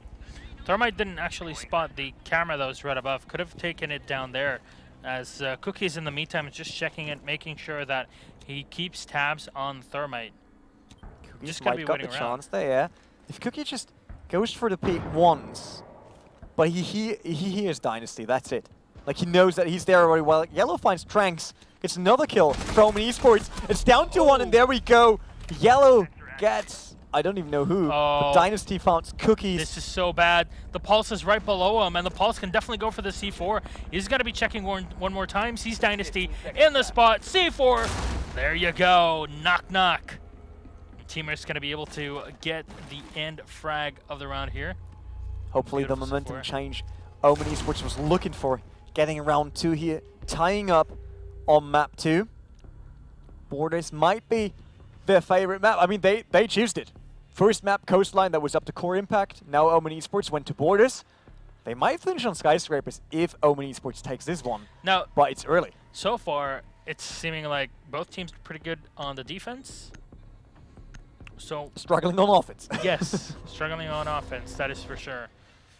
You know, Diffuser on Hibana, of course. Blackbeard, another usual pick here. Oh, Mute and Smoke in combination on the side. It's going to be really interesting where Dynasty sets up his mutes, because he can definitely deny a lot of information. So they go for a Pulse and a Mute because... That's a squishy setup. It's a very squishy setup, but it relies on the Mute jammers denying all info from the attackers, and the Pulse getting as much info as possible on the defense. Of course, by going with the setup, you're basically going for a lot of utility, but you're sacrificing having your Mira, you sacrifice having a Valkyrie, and you know, having the Mira with the long line of sights and just the ability to melt anybody in front of you, that can... all the intel doesn't bring you anything if you can't stand there long enough, which could be their problem right now. Now, this is the reason why they're actually going to go for this pick, because they're going to be defending the basement area. Well, they can just have the setup with the Mute in a pretty good spot. All sidewalls are going to be reinforced here, so no real push possible from the outside directly through the bathrooms. Pretty standard. Going to open up the top side just in case somebody wants to peek in. There we go. Thank you. Marcio is just such a sick spectator. As soon as somebody tries to rush into the room from the outside vents, well, he can just be spotted or shot down by the defender right below. So Omen are going to have to take this very, very slowly, because if you rush down and just basically, I have 15 seconds, I have to jump down a hatch, you're all going to die. And we saw that this can happen. Like, running down the clock might be a good thing in 1 out of 100 attempts. Well, Temper finds the early kill against Yellow, opening up the round for core impact, setting Omen back by 1 already. That's not how they want to start this side as attacker, especially if they have to be slow. They want to get the peak, they want to get the first kill, but they did. Temper now opening up once again, trying to create line of sight there on the defensive side. Wants to peek out. He takes down the drone below, forces the EMP out from the Thatcher. They already know that this wall is reinforced. Oh, the juggle play! The juggle play from the Bandit. Now, I'm not sure why Teammate's just trying to peek in yet again, just to watch out his teammate, but he's trying to go for the juggle on the chalk wire to force as many of these Hibana charges to be used as possible without real effect. One more Kairos remaining, but this is such a tiny hole opened up with basically all of your, well, a couple of your charges. Great spot to be in, especially after the frag on the Ash.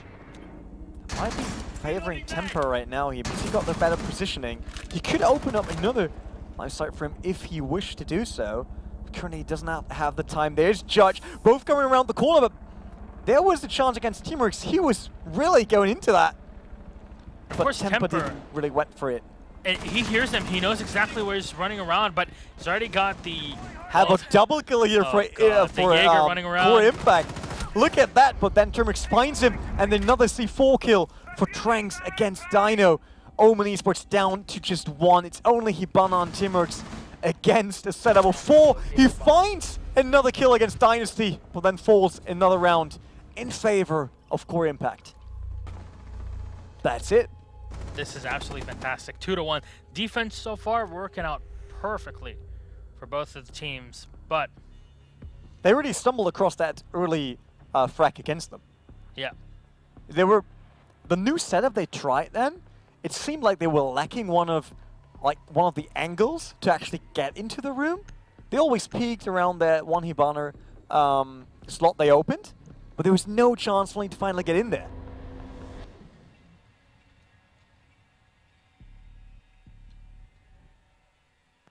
There we go, next round up ahead here on Border. Match number 1 of the relegation for North American Pro League. And remember, we're on round 4 of this matchup. We did have a rehost after the first round, so it is 2-1 for Core Impact. Just to remind you, yes, it does show round 3, but it is technically round 4 right now. It's pretty good. How can it be 2-1 then? Only on round 4 already, and but 1 round is missing. No, but we're starting round 4, so already 3 have been played. So 3 points have been dispersed. Which is why on air math should do that. Yeah, on air math. Don't go that way. I'm sorry. I didn't want to disturb you at all. I have to study anyways. I looked at this like, wait, round 3 is totally fine, but no, it isn't. It's 2-1. Of course, this has to be round 4 because 3 have been played already. 2-1 for Core Impact, and we'll be pretty happy about that. Starting into map 2 with a lead once again, but what we saw in map 1 was that Omen Esports is able to tie the series once again. But it has to be who got the breath to finally take it for the last final round. Maybe they'll run out of breath actually running into that smoke setup right below. So this is going to be pretty complex setup, but I like how Dynasty's approaching this. Yeah, there was a chance for Yellow to peek outside on Havoc. Oh, there is it! The opening hat shot against Core. That's very important for Omen here. Yellow with a quick one once again. He showed us the whole night already that he can do that. Those fast reactions. Obviously, Giddy going on to Temper. Oh, Temper was his teammate there. Just checking the angle. Once again, opening up with Hibana. Yellow going for a new position. You see him repositioning there. Oh, and he actually gets the frag. Nicely done. Trank's going to get shot down, but he can definitely, at this point, he's solo on HP, and he's done so much work taking down the Ash and the Buck that he can just fall back on the defense and rely on his pulse. But at the same time, we're like, okay, if I'm solo HP, let me just try for an extra frag. And Pulse, perfect spot here. Just going to spot out Yeti, get some info on him. Might just go for the C4 shot, but I believe I don't think they go for that early. There's no need for that. He might just try to spray through. There we go. They know Yeti's up in the hatch right above them, and Yeti takes so much damage. 3 of them. There was 3 of Omen down there, and they didn't even connect any shots, not getting any damage done. They did, though. They actually were able to take down the Blackbeard to 40% HP. Oh, sorry, so missed that one. Unfortunately, the wall was... But yet he finds Dino. He's turning this around now, dropping down low. There's Teamix around the corner. Temper gets that one, but Judge finding Yeti after the drop in there. But they did the damage. That's the important part. It's down to 2 versus 3. 3 on the side of Omen Esports defending here in round 4. We said that already. There was a rehost. Tempo moving around. Everyone now on the move. Perfect spot to be in, though, if you're Omen with that Mira, because you can go for a quick peek and melt any attacker coming towards you. That's basically a free kill. And with 29 seconds remaining, you might just be forced to jump on down. And this Dynasty just opening up the backside here with the bathroom being opened up. But he basically has only one way to run through, and just can just stand back, uses Mira Wall to his advantage. 12 seconds remaining, and they're going to rush in right in front. Kukis gets kill number 1, straight up headshot, but a refrag from Dynasty, just going to get shot down. 2v1, low HP, but Yellow comes in yet again. 3 kills in that row. He made the first 2, then went down on health, and was there for the last remaining frag, the important one, to bring the round in for Omen. That was a strong performance. That was an That's how you carry your team, let's be honest. Like, even on low HP being that deciding factor to get the round, they could have easily panicked once again. The thing is, even when he was defending up top, he didn't try to over-peek. It's like, you know what, okay, we know where the last couple of players are going to be coming from. We already heard the Thatcher going to set up. So I'm just going to jump down, and I'm going to sit back with my teammates. Smart approach. Yeah. Waiting for them. Why should they rush out when they know exactly where they want to go for? Because there's an objective. They can't just go for any other room. Yeah. Basically, if you're the attackers at that point, well, you only have 2 real things to do. Is you either run through the open and through the 2 openings to actually rush through onto the objectives, or you drop from the hatch, or finally, you get to open up the side wall from the bathroom, and that's what they had to do. Jump through the hatch, open up the bathroom wall, and it's basically 2 exact angles that they're going to be coming in from, and all you need is just somebody watching it and just mouse one. Impossible to do anything against it. Core is just waiting for that run around where they can score as attacker. If they get that, it will be super hard, because both teams are basically the same on defensive side. Yeah, I think the team that lands that first attacking round is going to have a huge advantage. It probably win the map, yeah, just because of that. Because defensive side have been super strong for both teams. Setups have been good. Even if they, if the attackers got the early kills, it always meant in favor of the defensive side. But if one of those teams now overcome that, finally get the first round for attackers, while we see Yellow trying to get some shots down there, nothing happened so far.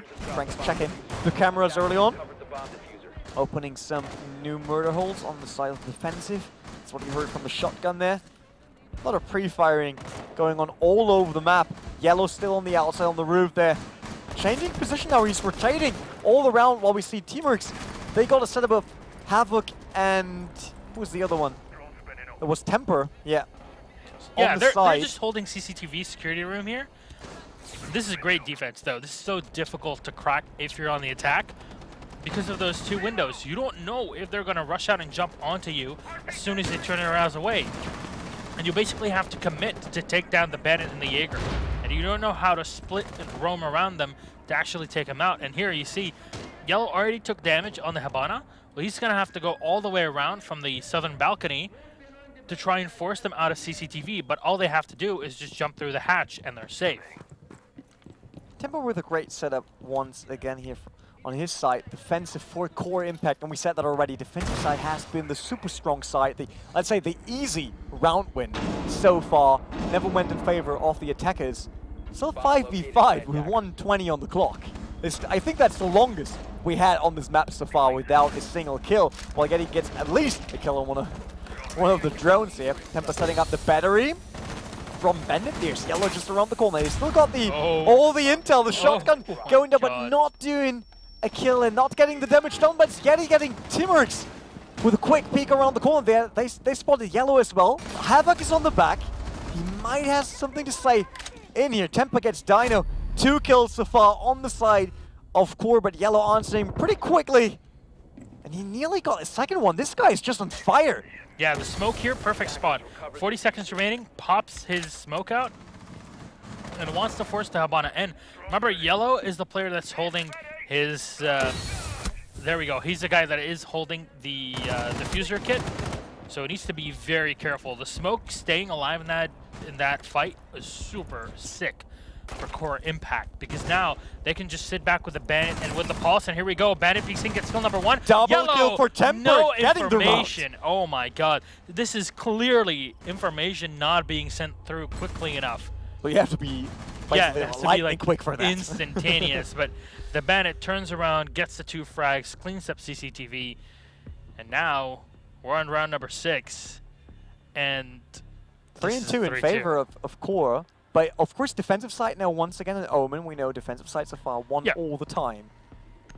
It's time for Core to change that if they want to take the map. But still, this is the map choice of Omen, and for that, they're not really the stronger team. They're on the same level. I don't see any of the teams currently being the clear favorite. Yeah, definitely. But it's not as Pro League team coming in here saying, okay, that's our map. We got this. And I think that's what they're missing right now. Might even be the mindset. They miss the mindset of saying, guys, that's our turf. We're the Pro League team, and you're not doing this with us on our map. Because they need to get map number 2. And if Core is winning this, that's it. Core going through the Pro League, Omen going down the Challenger. Done. I mean, so far, we've only seen the attackers, really both teams, when it's an armor defense, trying to push through on the A site by opening up the entry wall. Nobody has really tried to go the other way onto the eastern balcony, or trying to utilize really the cooling towers to basically have a Blackbeard on there and just open fire inside of the window, because you have a really good bit of line of sight. And I would like to actually see that here. So far, the teams have kind of tunnel visioned into a specific play style, and that's... Do you think if someone would do a choice that's not the normal way, it would help on this map? Right now, like, change your operators up, change the approach, just do something that's not that usual, because that we talked about the map. It's played over and over again. Everyone played this map like 1,000 million times already.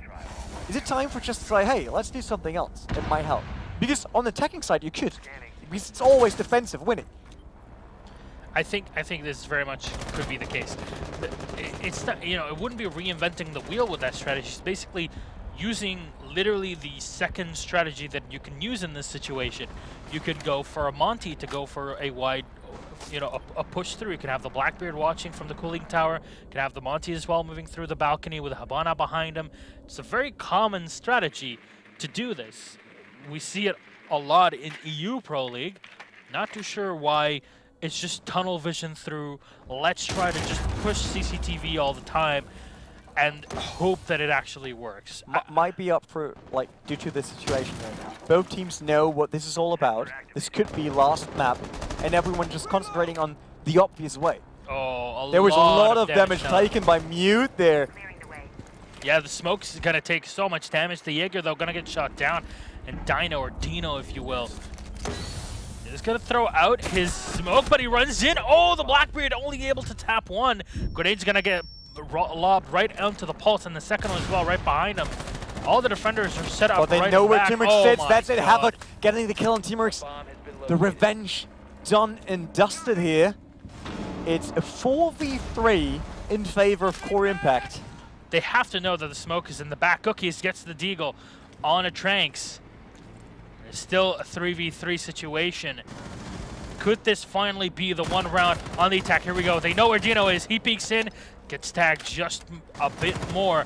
And Cookies has just been shot down as we said. Quick, Havoc getting Dino. This might be it. This is 3 versus 1 now. Attacker side never won so far. Judge gets Temper. Important kill. He gets the C4, but no following up. No follow-up kill. Havoc just around the corner. Judge gets him as well. Down to a 1v1 now. This could be the one important round they need. This is the thing. Should you plant? Should you go for the frag?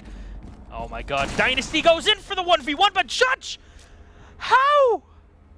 How did he do that? He stays in, gets the lucky hatchet, he cleans up the Habana first, gets the second one as well that wanted to peek through the buck, and then a second ahead of time on the Thermite runs in, and this is in this situation as a Thermite, you don't know what to do.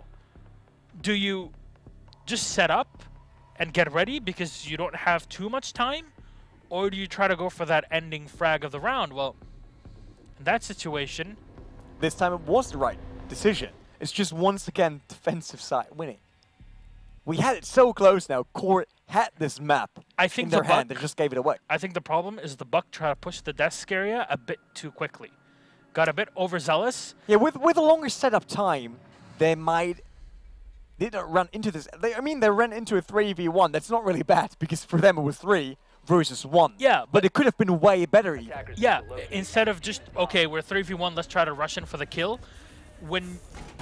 Especially after you lost that Hibana, there's that downtime before the Mira can reload. So yeah, back off. Yeah, just, okay, back off. We're 2v1. Just set back behind and just protect the attacker that wants, the Thermite in this case, that wants to set down his diffuser. Unfortunately, it was missing the coolness on that round. It was missing the coolness to really finish this now, to finish the relegation match. Yeah. Something that might favors a bit of a Pro League team on the side of Omen. Yeah. I mean, they got the experience. Calm under fire, yeah, basically. That's it. Not breaking under pressure that easily, but it doesn't seem that Core is breaking under pressure, which is 3-3 right now here on map 2. If Core Impact is winning the map, it's done and dusted. It's over for match 1. If Omen Esports wins the map, which will go to Skyscraper for another round of Rainbow Six relegation here. Yellow with a peek through the window. No one so far for him. We know that he can be the deciding factor on the side of Omen. He had the double kills, he had the triple kills, he had the fast-moving kills, and he's adapting to new situations in a great way. Great showcase of skill so far from him in this round. Temper, he had some highlight moments today as well. And this is great though. Yellow on the Ash, he's got his teammate droning in front of him. So you're going to see Cookies just droning right in front, making sure that certain areas are clear for the Ash to keep running in and keep gaining ground. You want that map control, and you really want to at least these stairs are in control of the attackers, because the entire point of this is let's clean up the roamers from the defenders first on the main floor, and then we'll try to drop down afterwards. No one can flank you then. No one can get in your back. Exactly. You've got everything under control besides the room with the objective. Yeah, and now you have to clean up that bandit. You have to actually clean up the mute. But the best thing about playing border, if you're a roamer, you have so many hatches to jump down from and just go back into a defensive setup that you could just play for time. And here, we're getting closer and closer to a point where if you're attacking, you're really going to start to wear that clock down before you actually try to push in. Still waiting for first break. Clock down to 110. Once again, I want to say a new record, and it's Yeti opening up against Dino. So first break on the side of Core. Of course, Core on the defensive side. Normally they should win because it's the defensive side. We're all waiting for the attacker to finally get a first round. Yeti had another chance on Timurx to get the kill. There's now the drone of Judge coming around the corner, giving a bit more intel to his team and more time. Is he pushing out there? Yeah, Smoke basically forced them back with his gas canister being played out. So he's got a tiny spot up top. Unfortunately, he couldn't really aim it perfectly there to throw out the canister on the side. Yellow's going to try to run in. Oh my god. Oh, it's a 1v1 fight. Oh, the mute gets the kill. That was an easy one. Oh no. Oh, double kill for Core here. But Cookies trying to help his team out. Not with Cookies, but with kills instead. They're coming around the corner for Tranks. Tries to find one, but Cookies getting another kill for Omen here. Judge, oh my god, down already. More? Same for Dynasty. This is 2v2 now. Diffuser set by Cookies. Yeah, turning into 1v1 here. Finally, Havoc's going to be able to get the kill on a Judge and finish him off. Remember, that Twitch is very low on HP, and they have to run into one another here. But he got the objective. He got the Diffuser down already. He's the one in a position where they don't know much about. There's Dynasty. He basically wants to put Dynasty in just so he can try and get a bit of info. Cookie's going to be able to clean him up. Runs in for the defuse, but the Twitch doesn't want to peek him in this spot. Oh, he's going to go for the defuse. Oh, he gets it! What? The lucky shot for Omen getting around. You throw the attackers finally. He can't believe it. I can't even. What was that? I was pretty sure he did the same. He was just like, guys, I won the round. I don't know how. I just mouse one. It happened to me. I don't know. Oh my god. Good. This actually might be the round that just changes everything. They finally won an attacking round. And took long enough. Yeah, we were 3-3. Now it's the fourth point that finally goes through to Omen. The only way for Core to win this on map 2 would be to equalize 4-4 and go to overtime. Which might be too much for them. Yeah. At the current state, look, shifting momentum, everything is on the side of Omen now. Even if they didn't have the strongest rounds on map 2, it seems like when it comes down to those moments, the clutch moments, where Impact really had the impact on map 1, it's now on the side of Omen. That round just changed everything. Elisa was a great last kill. Yeah, because that's the thing. If you're Core, you watch that final replay and you're like, how?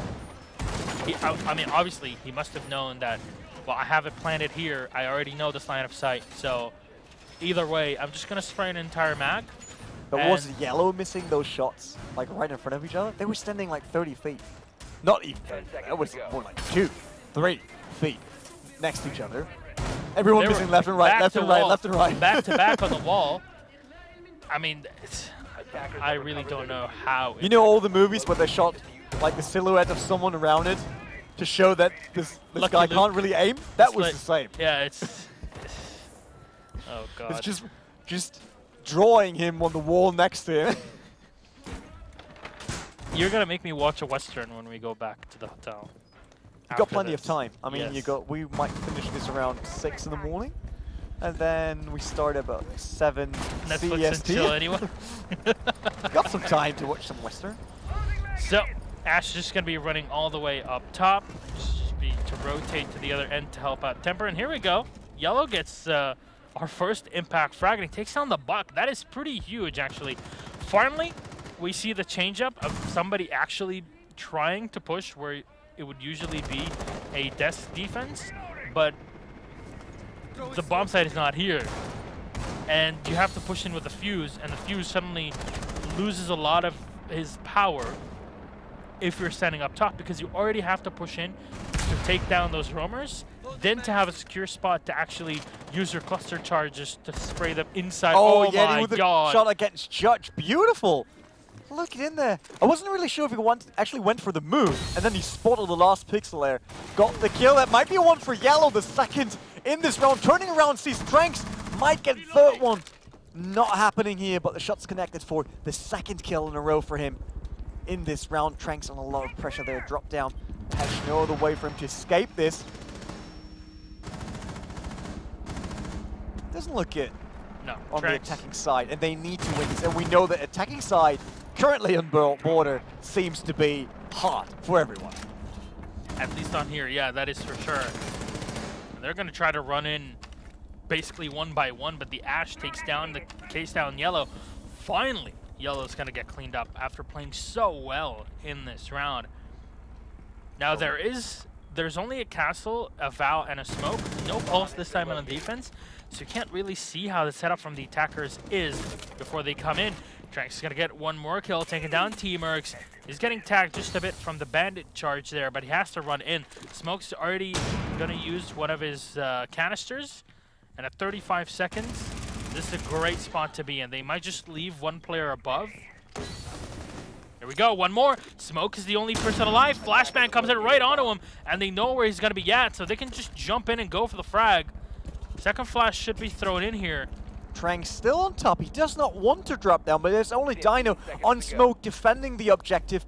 3 versus 1. We had the situation 2 times already in this matchup. Can Dino turn this around in favor of Omen Esports and save them and secure a map 2 for them to keep their dreams alive for Pro League in Season 3 of Year 2?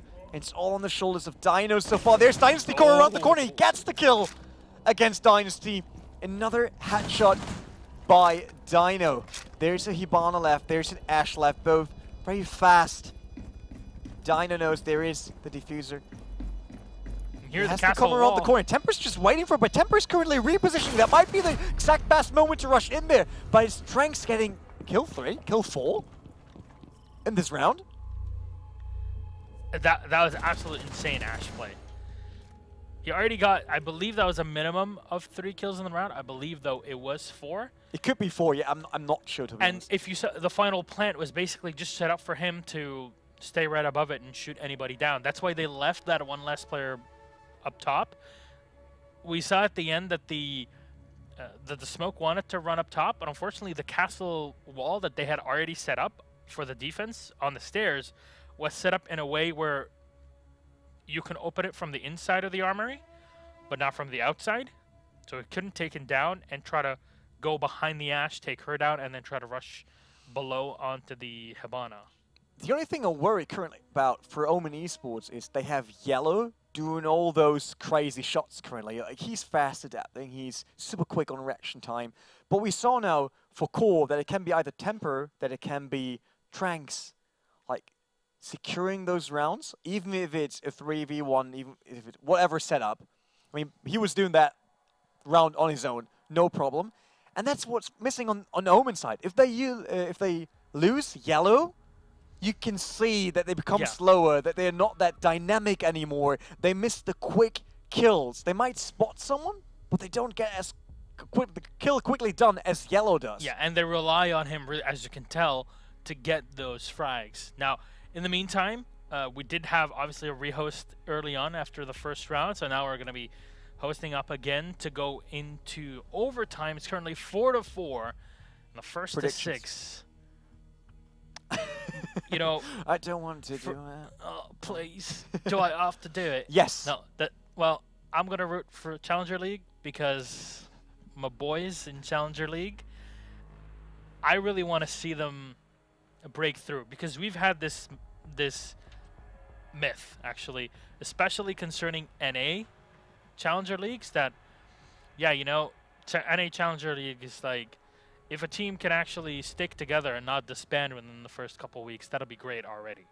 In EU, it's completely different. In EU Challenger League, as we're going to see this Thursday, teams will stick together and have been together for quite some time. They haven't been able to crack the top-tier Pro League, but they will try, and it's super competitive. And we've seen teams that have been able to go through Challenger League into Pro League and just absolutely decimate on there, like we have right now with our French teams. So, do I want to finally see a Challenger League team from NA breaking down Pro League and actually making it in there to give it a good show and to give it a good shot? Yes, I really do. I think right now it's, if we want to win, we need to take down Yellow. Yeah, definitely. If you're Core Impact. This is going to be weird to say, but he's the Core Impact fragger on Omen. And if you're able to take down the fragger, as you were explaining, the team just kind of goes back and like, okay, well, what do we do now? They lose the lead, even if he's not the in-game leader, right? I don't believe so. But he's the one making sure that his team is actually moving around on the map, because they can always rely on him spotting someone and get the kill. Even if he stands, like some of his movement, positioning wasn't the best because he ran right between 2 of the defenders. But he turned this into a favorable situation. He got one left, turned around, got one right. Yeah, in-game positioning, but just being aware of your surroundings. Also, being able to force rotations on the attackers. Sometimes you'll see him making a lot of noise. Be like, why is he running around all the time? You'll do this on purpose. You want your opponents to basically think, oh, something's happening. Something's happening, and I don't know what it is, and our drones have been shot down, and I can't get any info off of this, so I'm going to have to go in blind. It's not really a good start for you if you're on the offense. I think it will be interesting to see if, in this situation of overtime on map 2, is it the experience of Omen that plays out now, where they can turn this into a win? Or is it the more relaxed mindset of Core Impact? Because first of all, they won map 1. So map 2 won't hurt them as much as it would hurt Omen. Yeah. And it's not that much pressure on them. The only pressure is by themselves. Saying like, guys, we have it in our hands. We can do it. Like, we can let the dream come true. We can take it right now. Right now. 2-0. Yeah, because you don't really want to go to map 3 if you had the chance on map 2. If you get beaten map 2, like, clean sweep, that's fine. You go to map 3 and say, oh, I still got another chance. But they had it here on map 2. Losing that might have a huge impact on the momentum for them. Yeah, and I actually know this from some teams where if they know they've lost a round, then they might just sit around, waste time, because they want to just relax on comms, or sit back and talk together. We actually had this. I had this conversation with Fabian from Pentasports at the last Pro League Finals, and he's like, you know, there's a round we're playing on Oregon, and at that point it was basically a lost round. So he calls up his teammate, and I believe that was Goga. Tells him, okay, Goga, get on the rooftop. They can't shoot us here. Let's sit back. Let's run the clock down, and let's just not say anything. Let's relax, focus, take a deep breath, and let's see what we can actually do in the next round. And the next round, they took it. It's all up to the in-game leader sometimes, because if you're one of the players, you don't know what to do. You're kind of relying on someone to tell you at times, okay, do this, do that. So unfortunately, it might not always be easy to do so. I guess for both teams right now, it's not easy at all. Like no one was expecting to go in overtime, because first it looked like, okay, Core got this. Then Omen came back winning the first attacking round. Like, Core wasn't able to do that at all. Then I actually thought, okay, that's it, because they will just play the usual defending game. Defender will win due to Omen winning one of the attack rounds.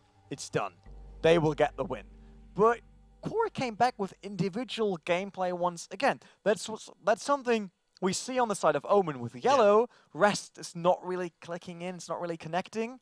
And then we see that Core is so much relying on those individual plays. Because most of the time we don't see them during like crossfire, getting the cover shots and all that stuff. They're not going for that. We saw it a They're bit not creating on the different defense. angles. Yeah, we saw it just a bit on the defense, but it's basically like the only angles that they have is what they gain information from. But it seems like when put in the spot, the player that is in that spot will actually be able to make something out of it. And it's definitely not something you can rely on as a strategy. But not always, no. Yeah. You shouldn't, at least. But hey, at least it's worked out. And they say, you know. But do you think they have the stronger individual players? Even if they're like besides Challenger, Pro League, all that stuff, do you currently think the individual players on the side of Core Impact are stronger? In this game, as player per player versus what players are on their opponent's side, I believe, yes, Core Impact are on that level.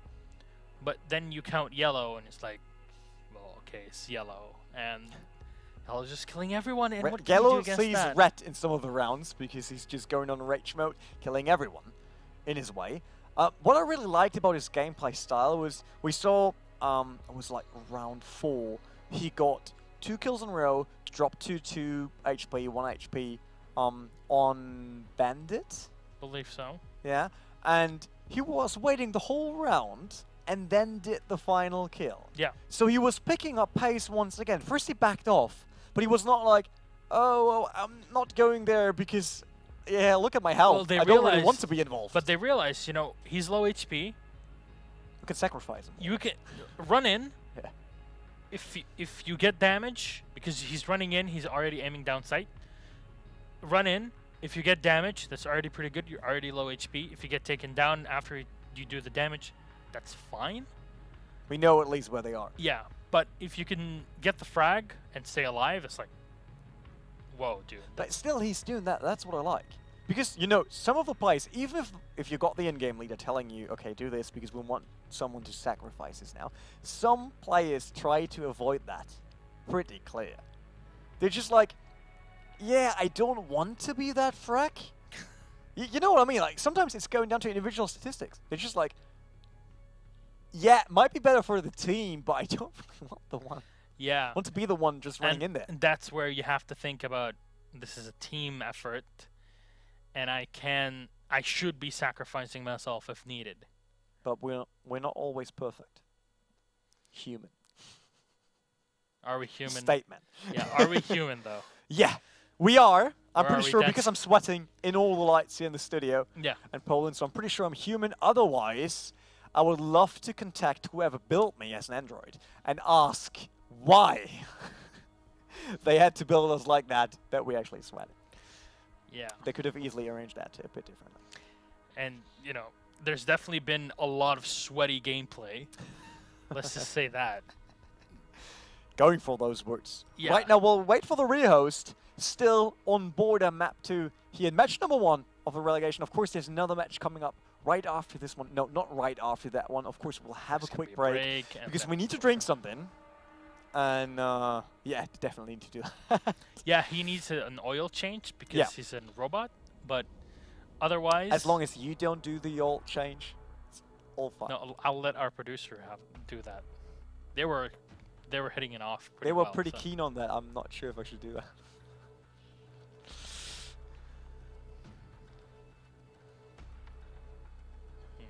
All right, so it does seem that we're waiting on our information from the admins for the rehost. So Vets is going to be giving us information through productions. We thought pressure is on teams, but now it's on admins. Yeah. And that always happens. Let's be honest, admin is not one of those easy peasy jobs some people think. Because players are not reacting, not responding, not doing what you told them, not showing up sometimes even can happen. I mean, don't get me wrong, I had matchups and tournaments where there was a team, they were in the lobby, and they played a map, then they had to rehost, and then no one could contact them for 8 minutes. And you're like, wait, they have been there like a second ago. All of them. All of them disappeared. Yeah, either all of them or one. You're like, what did he do? Like, went to the toilet? It's just like, oh, they will wait for me anyway. Like, really, sometimes I'm just thinking, what are they doing at home? I mean, that doesn't happen on stage because they can't just easily go. Because there's someone like stage manager telling them, oh no, you're not going anywhere. Yeah. This is the beauty of Rainbow Six because admins have quite a bit of respect from the players and the community. And I remember back with the Invitational where literally all of chat on Twitch was #ThanksBK. And if you don't know, BK201 is our head admin alongside Vets, who handles mostly the NA stuff, and you'll see him at LAN. Vets is a very American guy. American. He's more or less. I have never seen anybody that's more American than Vets, and it's kind of straight out of a comic book. So there we are, overtime time. Overtime time. Back in time. No, we're not do you really know the going. song? Gotta go back in time. Yeah, but we're going back in time because we're back to 0-0. Yes. Look at us. We can do that. Gotta go back in time. No problem. But No, it's overtime, so the first scoring 2 rounds now. Isn't it? Yeah. Yeah. The first of 2. It's a best of 3. First after doing my first mistake today on numbers, as soon as I say them now, I'm like, are you sure about what you said? How do numbers work? Yes. It's like magnets. They're magic. Can I get some real numbers I can, you know, like walk around here on my desk? That would be great. That's number one. I remember that. I don't know who's watched the shows, but I'm pretty sure somebody's going to remember who number 1 or what number 1 is in chat. So, remember, this is a 4-4 tie-up. We are in overtime at map number 2 of the NA Relegations of Season 2. Year 2, Omen Esports Core Impact, the Challenger League team. They're already up 1 map, and they're looking to make it 2 and just qualify for Pro League off of this. Omen need to fight for their spot. They need to win 2 rounds in total right now, or it's just bye-bye Pro League this season. We're going to have to fight for it next year. You can't really hear that Gusman's actually cheering for the Challenger team. In case you missed that, he's a fan of the Challenger team and Core Impact here. But they showed a good performance, and now it's up for another 4 rounds, maybe 3 rounds, 2 rounds, 1 round. 1 round won't really work. We know that. But it's on attacking side, Omen, and we know so far only 1 round was won by the attacking side. While Dino got a chance here to get Yeti out of the way early, missing him more than 3 times. This is what I love. This is the tactic I was talking about before. You're on the crash scene, you're on the eastern balcony, just use that to your advantage. Have the Blackbeard, give a long line of sight, have the Hibana played all the way around from here, and just open up the sidewall. But unfortunately, Temper is right behind on the Bandit. He can go for a quick peek, but that is a perfectly sat down Claymore, and they can't move in through that. Somebody from his teammate needs to clean this one up. Yeah, but Yellow might move around the corner with Cookies. That's what I fear now. That Cookies coming around the corner. There it is. First kill for Temper. Core Impact leading the first round of our overtime here in the relegation match. Quick kill on Bandit, or for Bandit here, in favor of Core Impact. Yellow with Hibana walking around. He now saw Temper. Of course, they know where he is because he had that clean moment. Well, there was a chance for Omen to answer there, but nope. Blackbird finally moving, not repelling anymore in front of that window. From B-side to get a long shot there. Of course, they managed Twitch already. Havoc with all the damage. Dino might even get Yellow, but Yellow takes down Havoc here in a clear trade between the two teams. Down to 3v4 in favor of Core Impact. Yellow got the chance on Dynasty. Dynasty does not know anything currently of the situation, but he downs Yellow, get the C4 kill on Yellow, done and dusted, but that was Judge getting Yeti. We didn't saw that. Going on in the background, 2v3, both teams starting strong here. Timor with the no kills so far against Dynasty. Dynasty got lucky 2 times already in this, while Temper with another strong showing here against Judge and Dynasty, making sure that the first round goes in favor of the defenders, which is like a 90% chance currently that defenders win. Well, but that was close. Is it really 90%? Let's do math. Let's embarrass ourselves. No, that was just, you know, a random number I threw up to say it's pretty high. 9 rounds so far. 2 of them were won by attackers. 2 of them? Yes. One on each side. Each one of them. No. Core never won on attackers. But I'm pretty sure they won an attack to tie it 4-4 to go overtime. True. Ooh. Yeah, there was that diffuser. Hashtag passion lost. Yeah, hashtag remember that. Oh dear. Somebody's gonna get a call in the morning. Attackers need to locate and defuse. Okay, like on Twitter, he's telling to me like at Jiren, saying, "Hey man, you don't remember that round? It was amazing. How could you miss that one? It was the best round ever played. Yeah. Noob custard. Temper will be so raging. Please don't only tweet nice things. I really need that right now because we got a long week ahead. It's gonna be long. Don't wreck us on the first day. Yeah. Still long shot. Cookies? Just getting rid of that wall. I don't know if he was friends with that wall or not. There was love tap or just he was able to open up anger. the top side. So he's opening up the top side there just so he can throw up one of the black eyes. He still has one more on hand. Usually you want to throw that out, but I don't think they'll be using that right now. They're going to just be reinforcing the CCTV-sided wall, or the one facing the main hallway from the stairs.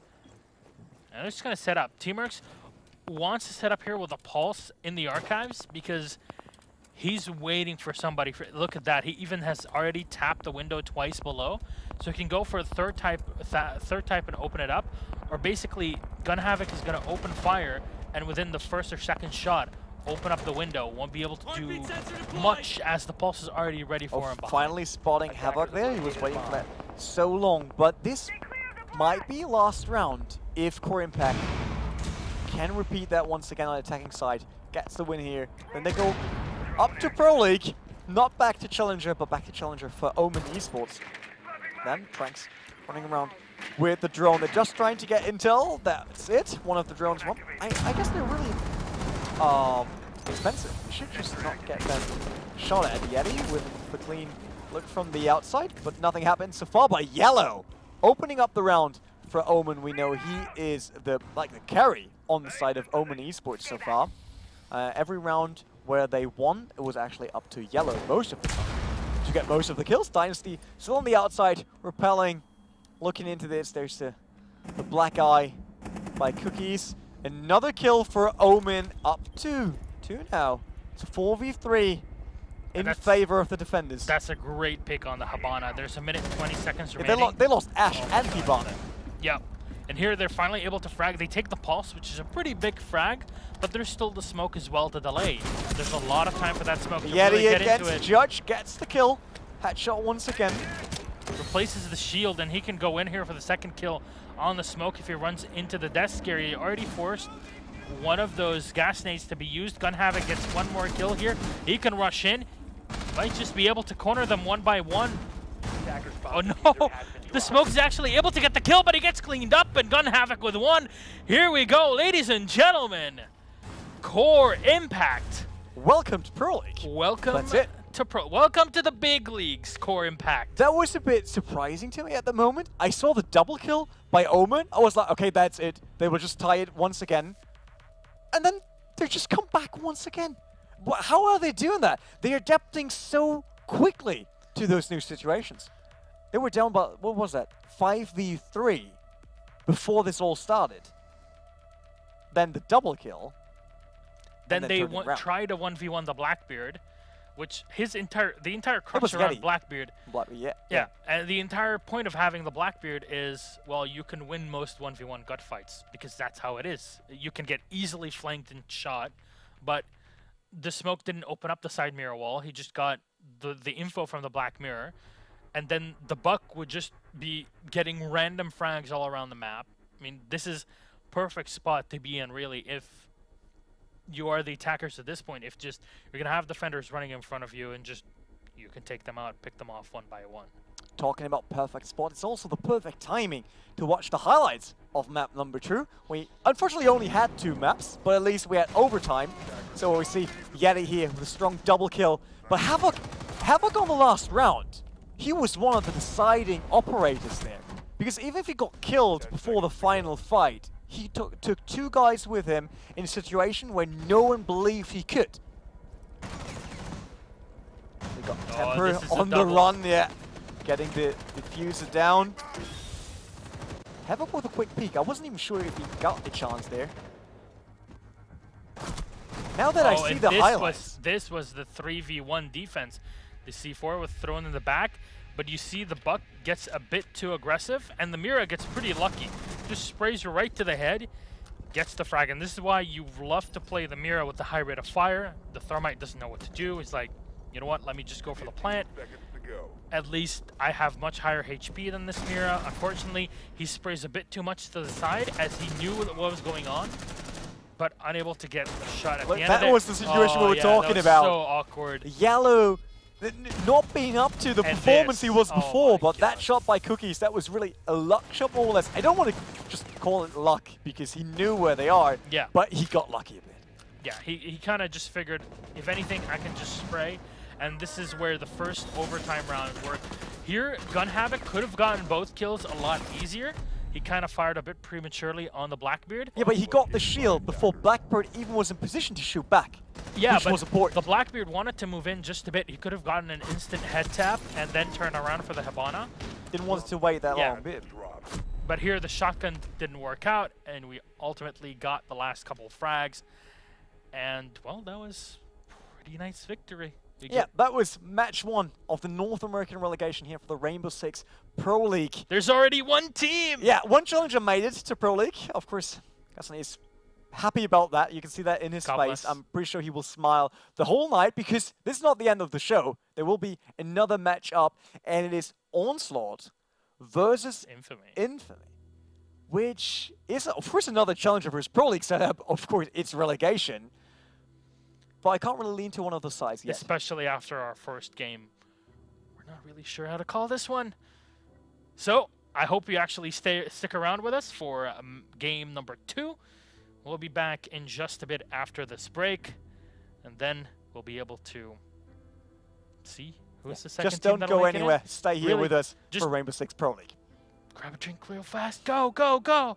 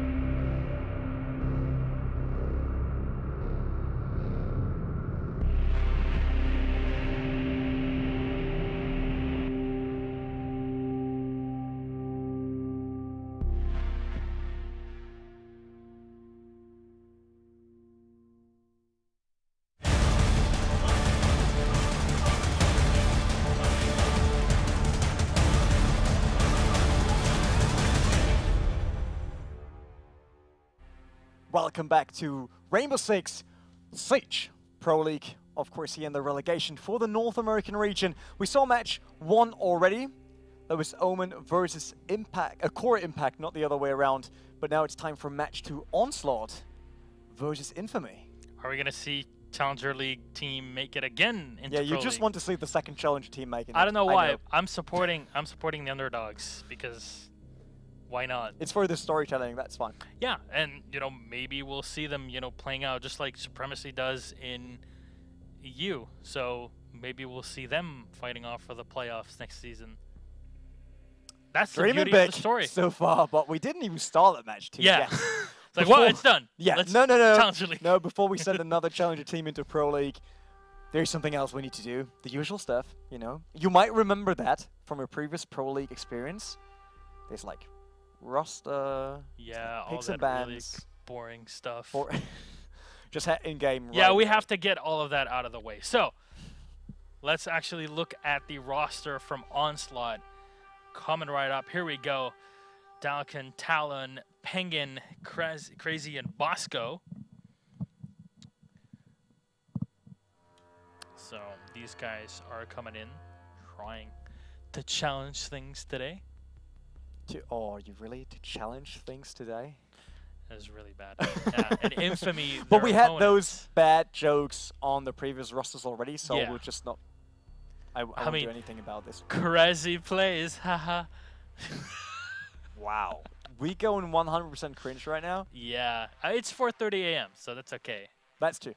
But it's Infamy next up, the roster. It's Nifty, Beastly, Vandal, Biologics, and Neptunes. Totally nailed that one. I'm just happy that there are no Asian players. I once was casting an Asian tournament. Oh yeah, you can have fun with a lot of names. So hard. So that's easy. Nifty, Beastly, that's all right. I really like Biologics. That reads good. That's actually, yeah. Like, I'm expecting somebody to like write Technologic, and I'm like, oh, dude, it's like back in the. This is really cringy, by the way. No, not at all. No. Why should we go cringy at all? Yeah, I'm we pretty should sure. definitely. I'm pretty sure Twitch chat just pointed this out right now. Yeah. In your face. And I always listen to Twitch chat on my daily commute, my daily life. I always listen to Twitch chat regarding all of that. So you just make this harder and harder for us. yeah, Right. I know, right? But we got the rosters out of the way, so picks and bans next. Yes. We tried to predict maps on match 1. Didn't really work well. I At mean, we least didn't we went to got- Skyscrapers. Yeah. We didn't went there. We said that it would be great if we got both maps that are usually banned out, Coastline and Skyscraper, and we got them. Yeah, just for Matt Andrews. Yeah, just for Everyone Matt. was listening to us. Teams were like, oh, it's Matt Andrews. We can do that Let's for do him. it. Yeah. Yeah. So let's head into the picks and bans, or at least the bans for this here start. It's going to be interesting to see what gets banned out. Now, Bank gets banned first. just Want to be brave. Chalet. No. Oh, I Okay. was so ready. Close. They're buildings. It's a map, so that's pretty close. That's a very good description. Oh, Skyscraper. All right. So no Skyscraper. Won't be fulfilling your repelling Dreams. Yeah, that's dreams, fine. yes. Console is going to get banned out. Actually, it's a bit odd. It is a very usual map. I we would like to see can Bank in see. Oregon, to be honest. Clubhouse going to get Clubhouse out, removed. All right. I think we might just go for Border, Oregon, and Cafe. Yeah, Coastline will be banned next. Come on. Yeah, we saw that one big DLC map already removed. The Skyscraper. Don't prove me wrong this time. Onslaught just banned Coastline. Yeah. Oh, there's a reason they actually brought you over, isn't there? That's why. Because my predictions are just spot on. So now, I think Bank would be removed, but I would still see both teams just trying to throw it out there. Either Bank or Cafe for me would be removed from this, Yeah, and we would there we go, Bank. So we're gonna see very standard Border, Oregon, Cafe Dostoyevsky. This is as standard as it can get. But if we start on Border, we just start where we left off. We just had Border as map 2 And on we match continue 1. directly. Yeah. So See? let's see what was picked. Onslaught starting off first with their pick.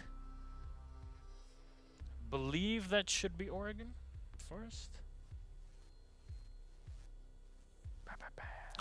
Everyone Production really likes to waiting. Production is laughing in the Cafe, background. all right. I like Cafe. A lot of the EU players right now are like, wow, this guy is like, you know, the Antichrist. But no, I actually really like spectating Cafe Dostoevsky. That's what the Twitch chat thinks. Don't worry. Exactly. I like your mindset. Okay, what's next? I mean, having Border as the deciding map will be good, because then we start off with 2 maps we didn't start today, which will be good. And I like Oregon. Yeah. So having Border as decider would make a lot of sense. Oh no, okay, we're gonna have it Infamy picking it out, and then decider will be on Oregon. So here we go, Cafe, Border, Oregon in that order. Now all that's left is getting all the players in and getting ready to go. This is gonna be really interesting. I love Cafe Dostoevsky. I want to see maybe one of the teams will actually try to go for a Monty strat, but this is NA, so we might see a Montagne push through Cigar and then either have a Twitch or the Thermite or a Capitao or even a Glaze, who knows? So many operators we didn't saw in match 1. That's it. But that's the thing, it's all depending on the map. Because this is a map where if you're attacking, you're mostly just going to be taking control of Skylight, and then from there you have perfect line of sight onto where your teammates are going to be setting up.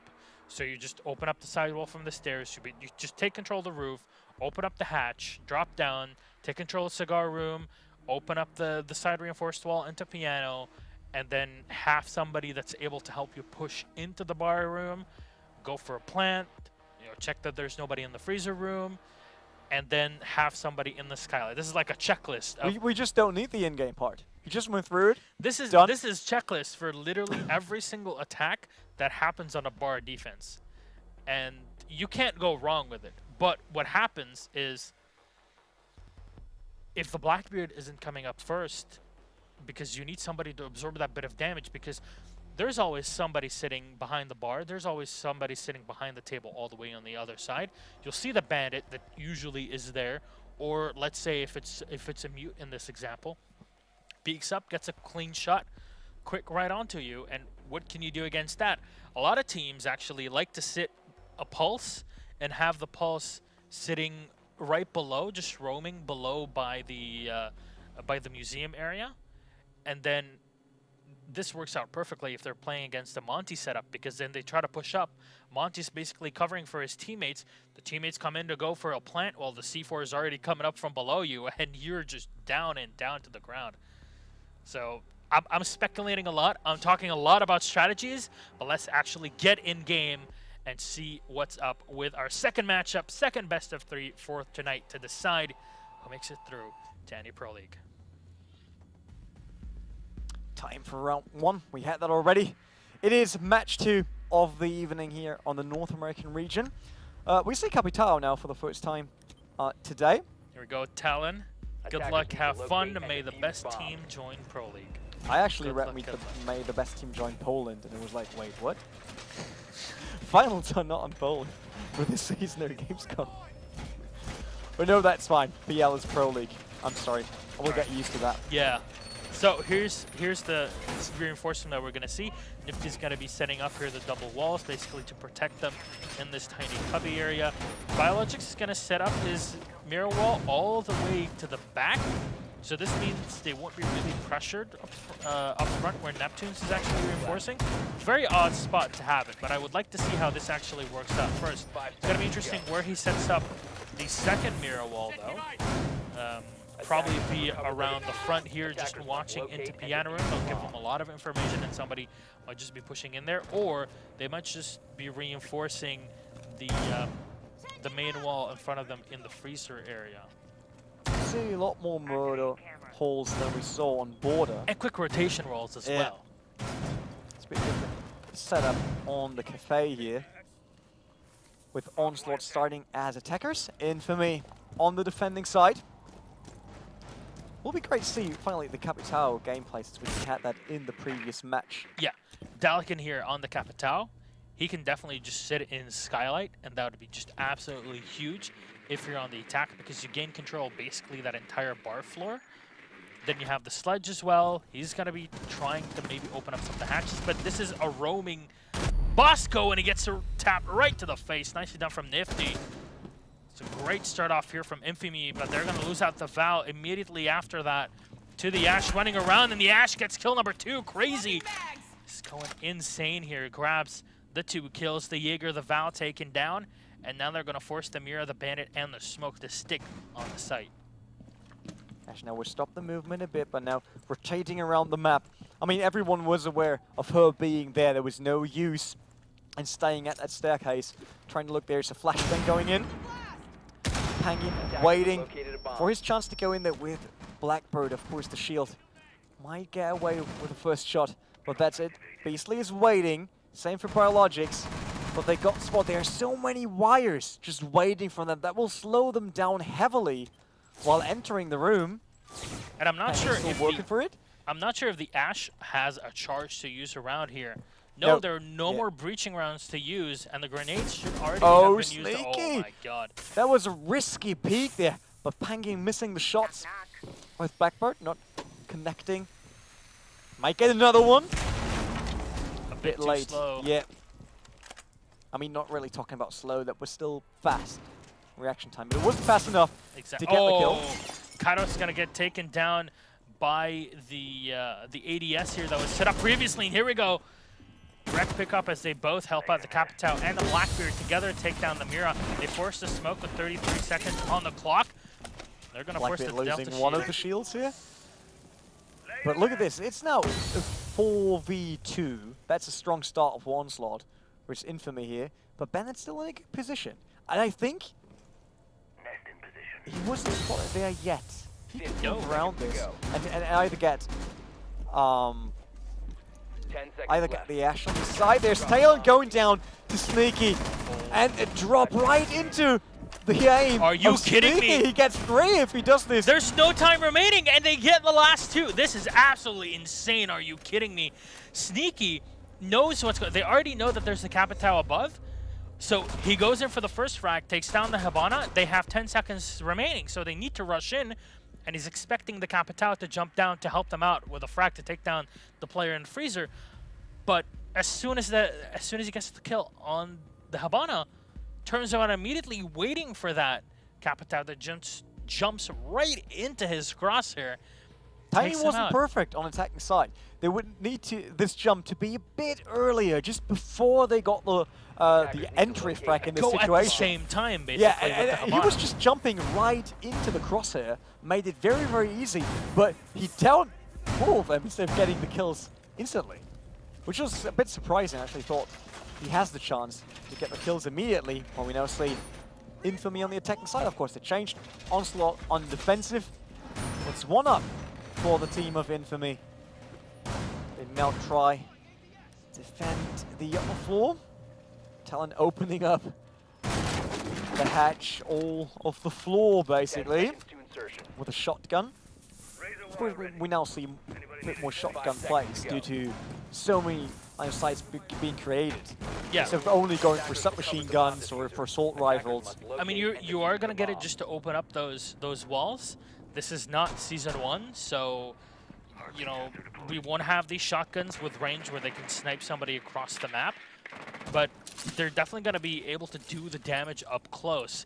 And they're just going to be watching maybe somebody runs out from the lower kitchen here, but Ashe won't be finding anybody, or aka Nifty. Yeah, Nifty at the entry frag in round 1.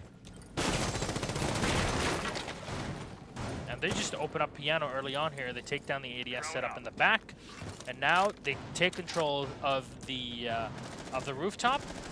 They're gonna have at least one player now take control of Skylight, and this is pretty much normal usage. They're just gonna jump down in the back, but they're trying to roam around. They're trying to come up from behind their opponents. But Crazy's already ready for this with the pulse. They can both peek him together at the same time here. They know that there's the drone. Beastly. He got the drone. I think he got it there, yeah. Oh! Actually, with a grenade right in the face of Pangin. Downed him, but he does not know that yet. He now spotted it. Okay, he's going for the quick kill. He uses another grenade for that. Well, there's coming someone for peeking out. It's Bosco trying to jump underneath and get the quick peek. But it's Baxley getting both kills there. That was an easy one for him, but he just stumbled across that kill more or less.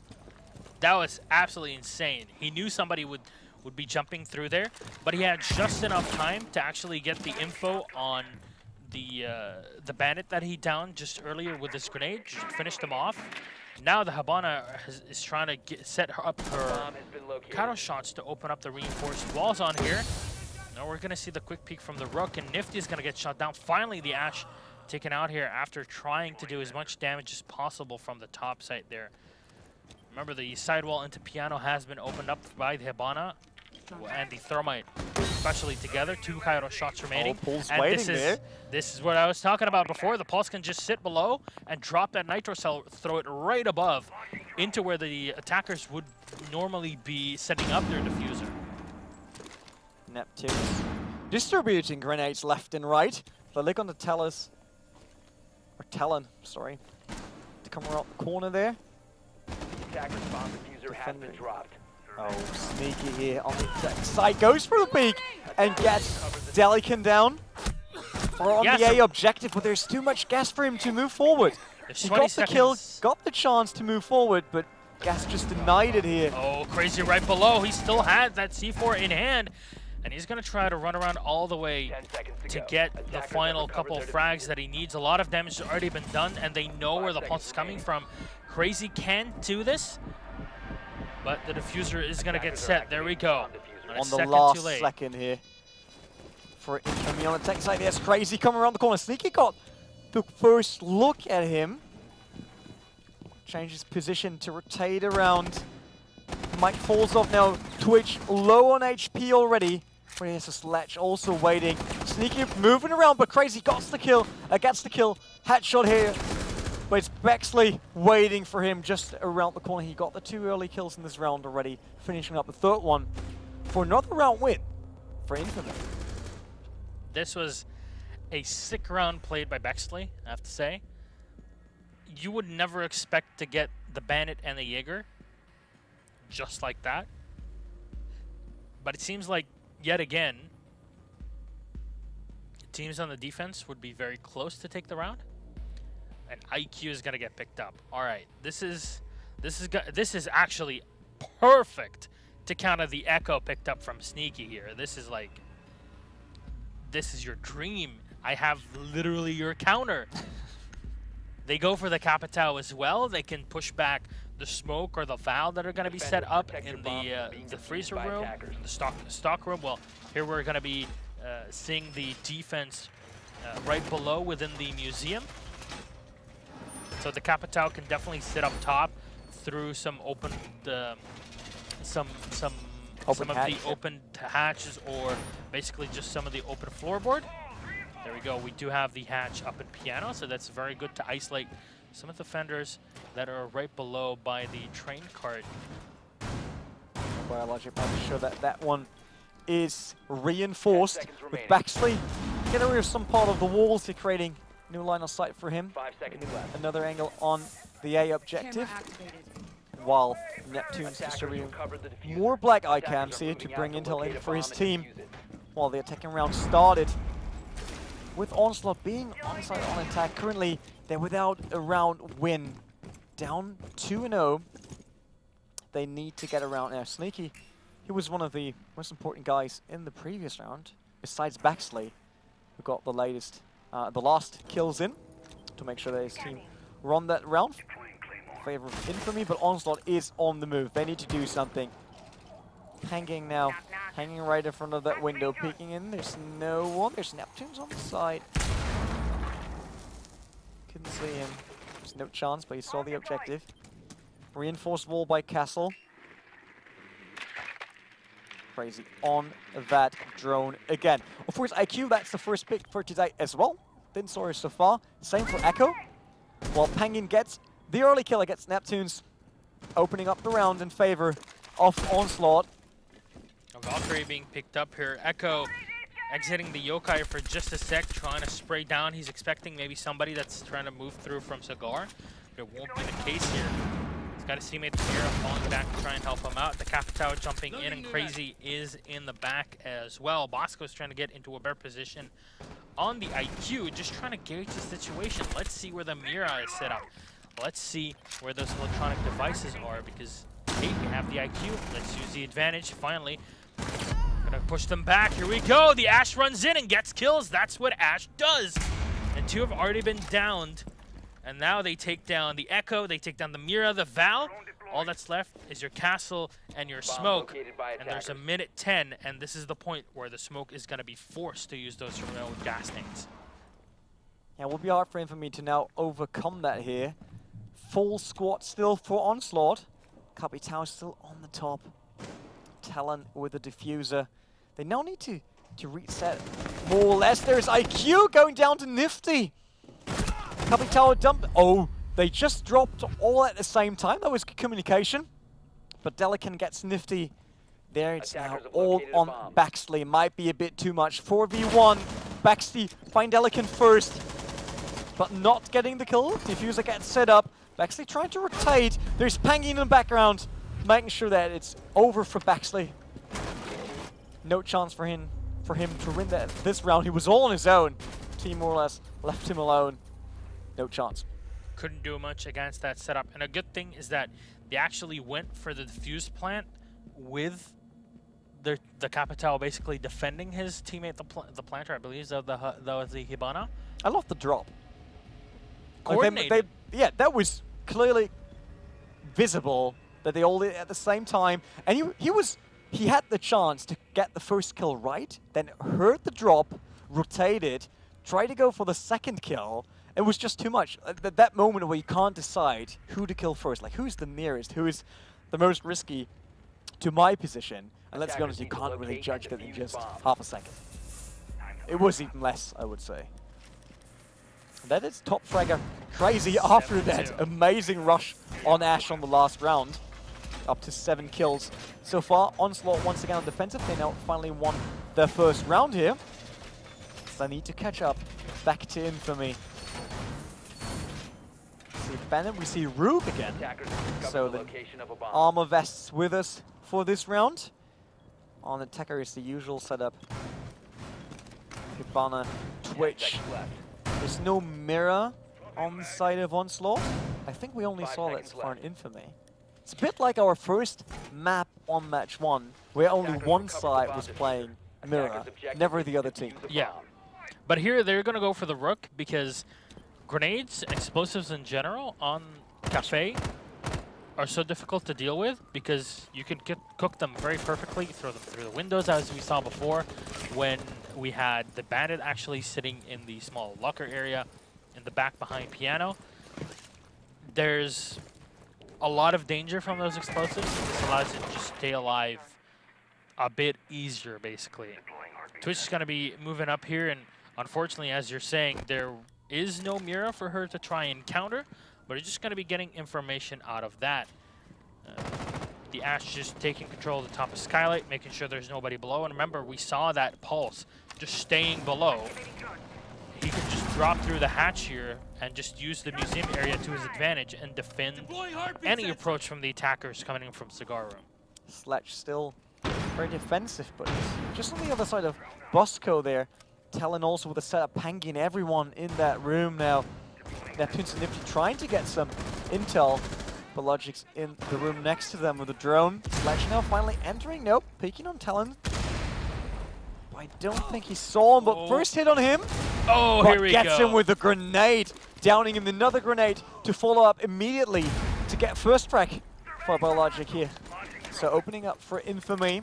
And that's the smoke frag, and a lot of damage done to the Jaeger. This is a fantastic early frag, well, early, midway through the round, basically, to take down that smoke. All the utility has been completely removed. Now they're going to really rely, or have to rely, on the Pulse. And Neptune's just going to be moving in. Oh my god, what a quick peek! Goes in, gets the kill on the Jaeger, cleans him up, but Penguin will refrag, taking down Sneaky. Twitch eliminated, but that's not the biggest of problems really for the attackers. She wouldn't really be a big use other than getting frags at the end of it here. Sledge is going to be switching positions and taking control of Skylight as the Ash is just running below them, trying to take down the Pulse, and she will spot him. Nifty under pressure already. Oh. Some shots taken. Bandit still not in a much comfortable position. He's just sitting there. He knows that everyone's around them. Beacon up, gets the diffuser down with Biologics falling. Neptune's falling up right after. That was a clean trade. Once again, now it's Rook and Pulse on the side of Onslaught versus Hibana and Ash. Delican gets backslid, leading to the 2v2, but Neptune's in the face of Delican here. 1v2 in favor of Infamy. C4 can be tossed. It is Pulse. One hit. There we go. Perfect play. The Hibana realized with the info from the Ash that they have to deal with this Pulse. Just backed off. Now both the Hibana and the Ash are going to have perfect line of sight. And this is Neptune's winning the round so perfectly well on this Hibana play. Look at that rotation. It was super quick. Like, he knew that Pulse would come on the stairs. And instead of waiting from the different angle, he's like, okay, that's the way he will look first. I'm going to go. It's going to take me an extra second, but I know from there you won't be expecting me because you're... They saw the C4. They know when he was throwing how many steps he needs to take to get up there, perfectly timed. This is like 101 reads, I have to say, from Infamy. This is absolutely fantastic to watch. And Onslaught are definitely trying their best on here, but breaking through this defense has been extremely difficult for them.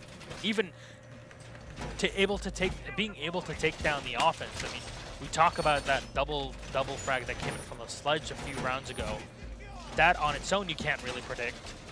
And then you have these plays where the Ash, they realize, okay, it's gonna be the Pulse, so that's just sitting below by the museum area. Well, let's just send in the Ash to try and get a frag on him or force him out of position. And that's exactly what happened.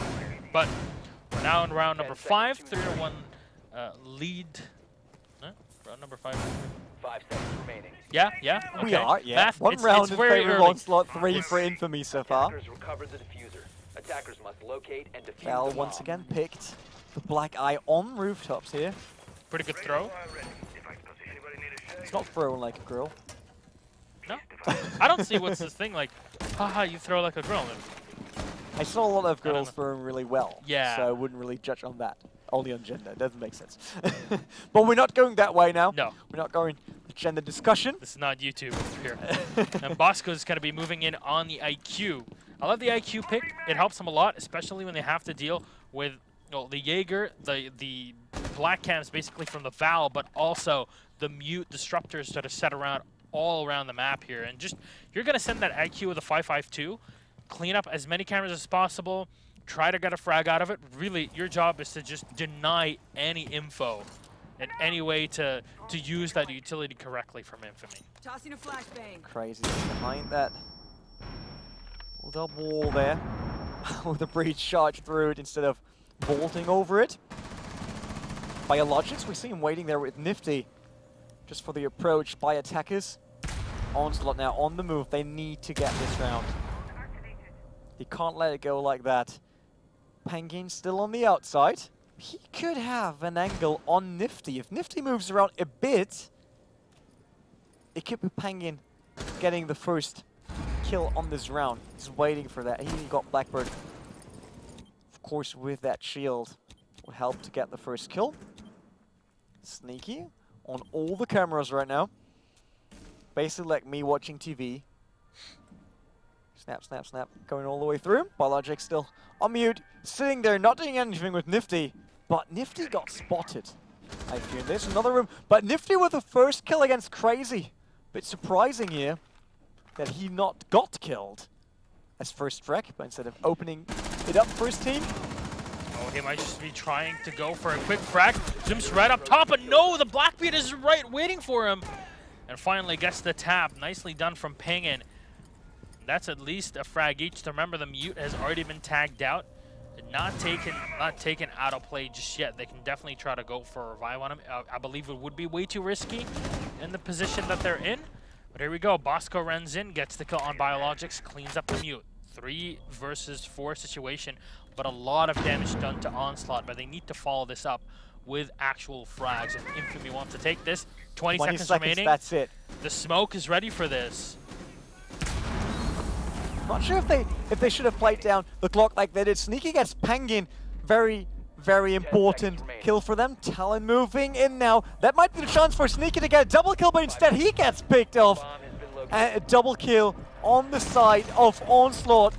Oh my god, they're gonna try to go for this plant, but it's all the way behind. Oh my god, the Hibana Talon, if he only knew that his opponent was still in the spot, the IQ is gonna try to run away. Oh, here we go, Hibana's gonna peek up and get the kill. Nicely done from Talon. Fantastic at the end there. If you're the smoke in that situation, it's very stressful, but at the same time, as someone he still had the grenades. Yeah, he still had the gas canisters to play around with. He could have just gotten that frag on the IQ and then tried to run around from the other side, because you have the 2 entrances into the back area of the bar there where you have the storage room. So it was a bit of a mistake, but in that high pressure situation, these are the kind of mistakes that will happen. So we now have Twitch versus Mirror.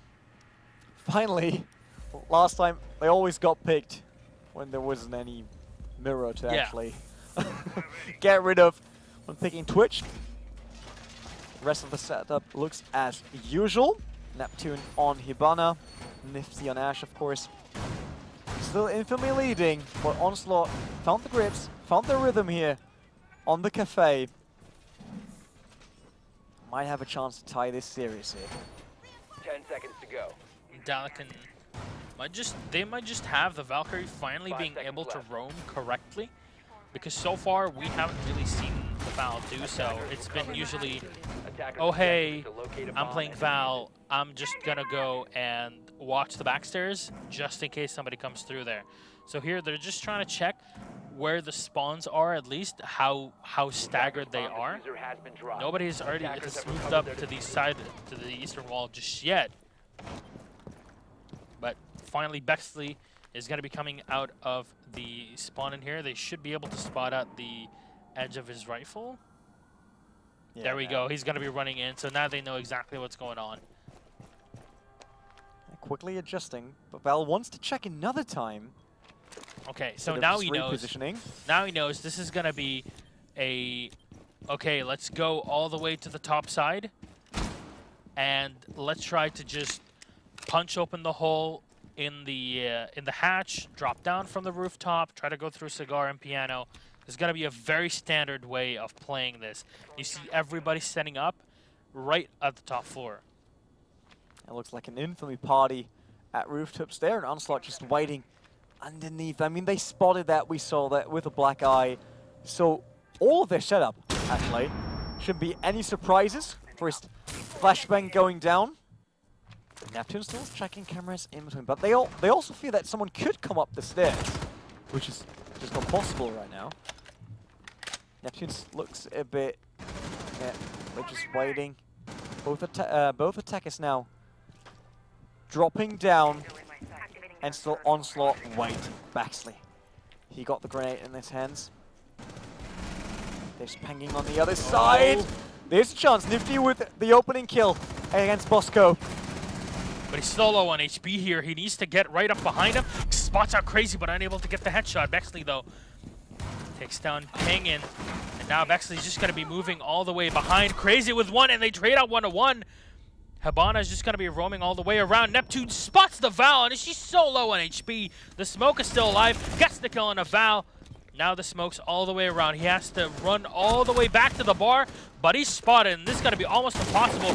Pops open, drops down.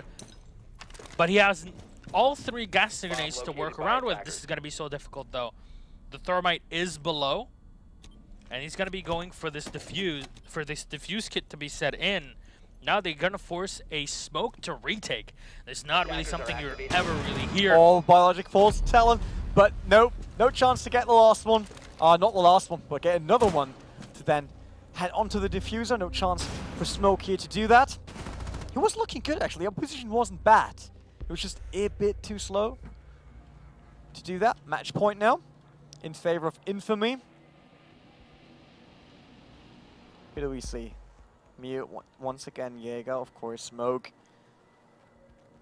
Felt really useful in this one. All her cameras. I like the sledge movement there. Like going for the quick opening. Yeah, it opens up the sidewall. Yeah. He sees it wasn't reinforced. And like, okay, you know what? I'm just going to open. Quickly adapting to the steps he heard. Opened up, went through, got the kills. Yeah. It was just unlucky that they traded right after. But he was able to get the actual kill on the mirror. 9 kills so far for Crazy.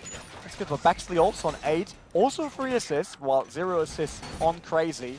And only 3 deaths compared to the 5. That's a good Not too shabby for the top players. Not at all. What do we see now? Another round where Onslaught has to answer immediately. Otherwise, map 1 goes in favor of Infamy. Yeah. And that's definitely something they don't want to do. Yeah, if you're Onslaught, just like we saw in our first matchup, you want to have that first map because it gives you momentum to work around with. The second, you want to put your opponents, especially in this case when you're facing a Pro League team, to put them on the backhand. You want to force them to try and react to you by taking that first map. Finally, there we go. Crazy. It's a bit late. Crazy can't really get the jump correctly above the wall there. At least no one had to step in and help him. That's the most important part. Yeah, that would be He a did it good himself mechanic. For the motivation. Crazy looking left and right. Not sure yet if he's that secure as they think. Opening up the hatch on the top. Quick look down. You see the setup here from the defense where they actually have a shield right in front. Should be a breaching round just being set up right into the barbed wire. Should open things up pretty nicely. But this is what I like. Having the mute and the Jaeger inside a piano room. Yeah, but it's Pangy looking for the first kill, and he finds Biologic. There's Nifty right next to him, but Nifty doesn't know if he should look left and right because Delican is also supporting. Pangy in there, like Nifty, he's all the steps on top of him. Bad positioning now. Like, it was good as long as they had this setup with 2 people, but now it's really hard for him to look into every angle. Crazy coming around the corner. He will spot him. Delican knows where he is. Pangin also just waiting, and there he falls. Nifty falls to Delican. They finally found him. No chance. Down to 5v3. Infamy. What's going on there? This is a perfect spot. Unfortunately, the ADS is going to eat up the Hibana charge. Grenade's going to be thrown right in as the Val Sneaky is just going to spray on in with the MPX trying to find someone. This is a 6 spot to have the black eye in because you just can see the opponent's trying to come in without really exposing himself from behind the wall here, but finally going to get taken out.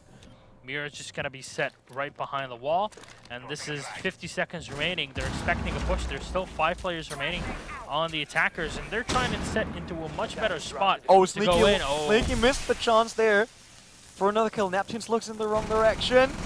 Panging still setting up for the move-in. 37 seconds on the clock. Sneaky just behind that objective, just behind the bomb side. Baxley moving around once again. Neptunes finds Crazy. And Diffuser's on the ground here. Penguin, if they can take him out, that'd be huge. Now they're going to try to force the sledge to move in, but Bosco is so low on HP. Sneaky's all the way in the back. He tries to spray. They want to cover that Diffuser. The Planter's already going in for it. There's still the smoke alive, and Bosco's so low. Remember, the Blackbeard is down on the ground, and they can just go for the quick peek, but the shotgun here to clean it up, but Bosco gets the frag, at least drops the smoke to the ground. No time remaining, and well done. Good half and a good map played out there. That was timing, played to a T. You don't know what's going to happen from the defenders. They can just peek you at the same time at the end, and that shotgun would have been devastating. Unfortunately, his Blackbeard was all the way in the back. He couldn't really do anything about it. Like, the entire premise of that situation was terrible to be in if you're on the attack on Onslaught. 9-3 there for Bexley, an absolute god. Sugar was just pointing in the right direction at that moment. Finna was walking around it, and there's that small angle they have between that door. no chance for him, because I was pretty sure he would get it. Yeah. But as soon as I saw him rotating the other way around, I was like, oh, that won't work. He would just come around the corner, get the kill, done.